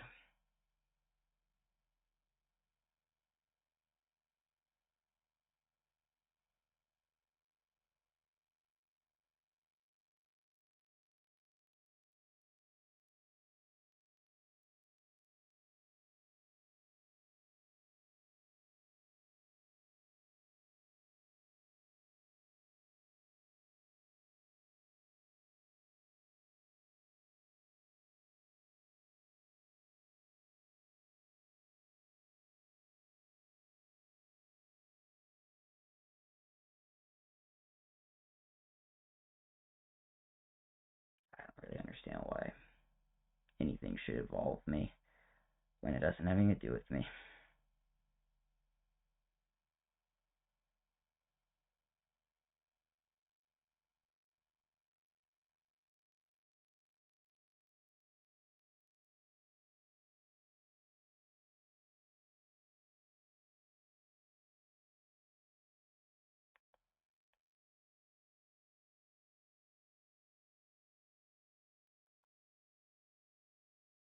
It's not like I'm skipping on money or anything. I'm not allowed to pay. It's just, it doesn't work that way.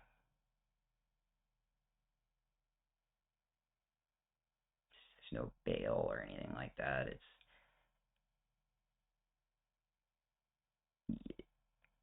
you just die. And then everything shuts down. I've lived enough times to, in other circumstances, to keep watching the shutdown part and be a part of the, build back up part, kind of.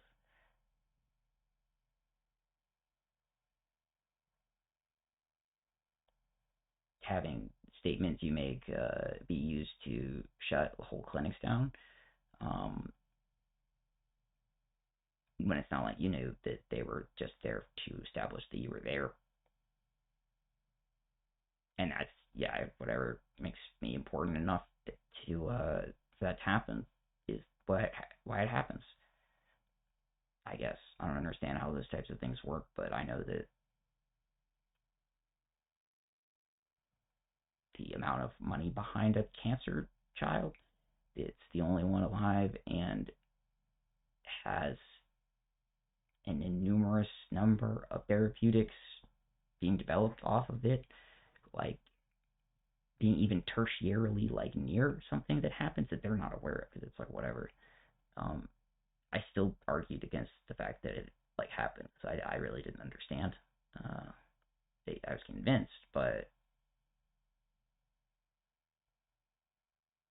I think I almost convinced them to just like do something else maybe, because they didn't ask anything else of me, and it was like a formality. And but my memory of the circumstances were so good, and other like cases, like it just didn't make sense, even though it was what it was, I guess. And that's something that I don't think harmed me or other people, but you have to, I guess, protect those types of things because of that, or else, I guess funding could be lost or whatever, and ultimately that would be very bad. But having like anything happen and then repudiation happening against like me or other patients, now I'm on a list of the patients that would be able to get a lot of funding for stuff very fast. Now it works in the opposite direction, and I hated seeing that. I did a lot to try to not have to see that again. I'm pretty sure that worked.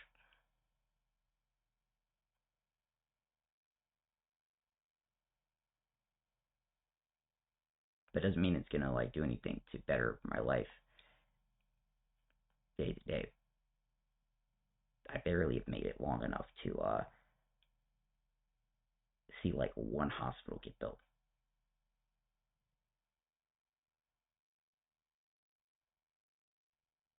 Barely.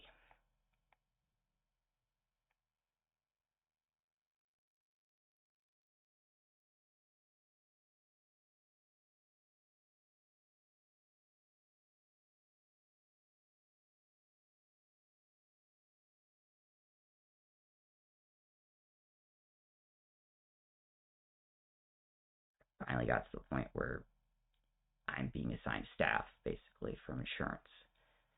I'm no longer in a state of like absolute desperation that I have to be the one to do their part because others are legally allowed to spend money to kill patients, basically, because it's their beliefs. Simply because that prohibited the insurance companies from paying people to handle procedural paperwork stuff. And when you're talking about children with cancer and people in such vulnerable circumstances, it's a lot easier than someone might think to, well, this thing helps them, this program helps keep them alive, this educates the children on what to watch out for so that they can protect the other children and just generally be healthier. No, they can take that funding away like instantly. They can make it like a crusade, kind of, that not enough people used to care because not that many of us lived.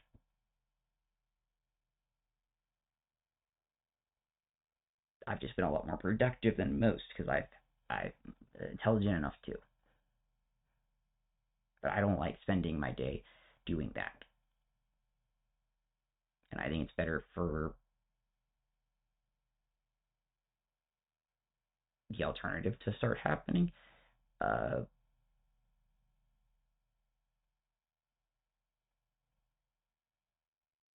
Which isn't going to be good for me either. But I think in order for it to be better faster, I'll be shielded from basically everything.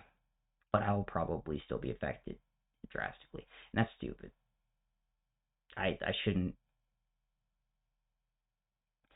see my parents having any issues with healthcare stuff. Never should anyone else. And people shouldn't be allowed like 6 months to a year of an opportunity to sentence their own selves to death by attempting to take chemotherapy away from me for like the 10th time again. Just because a new judge was elected or something, and the judges was going to end up finding like some lower court way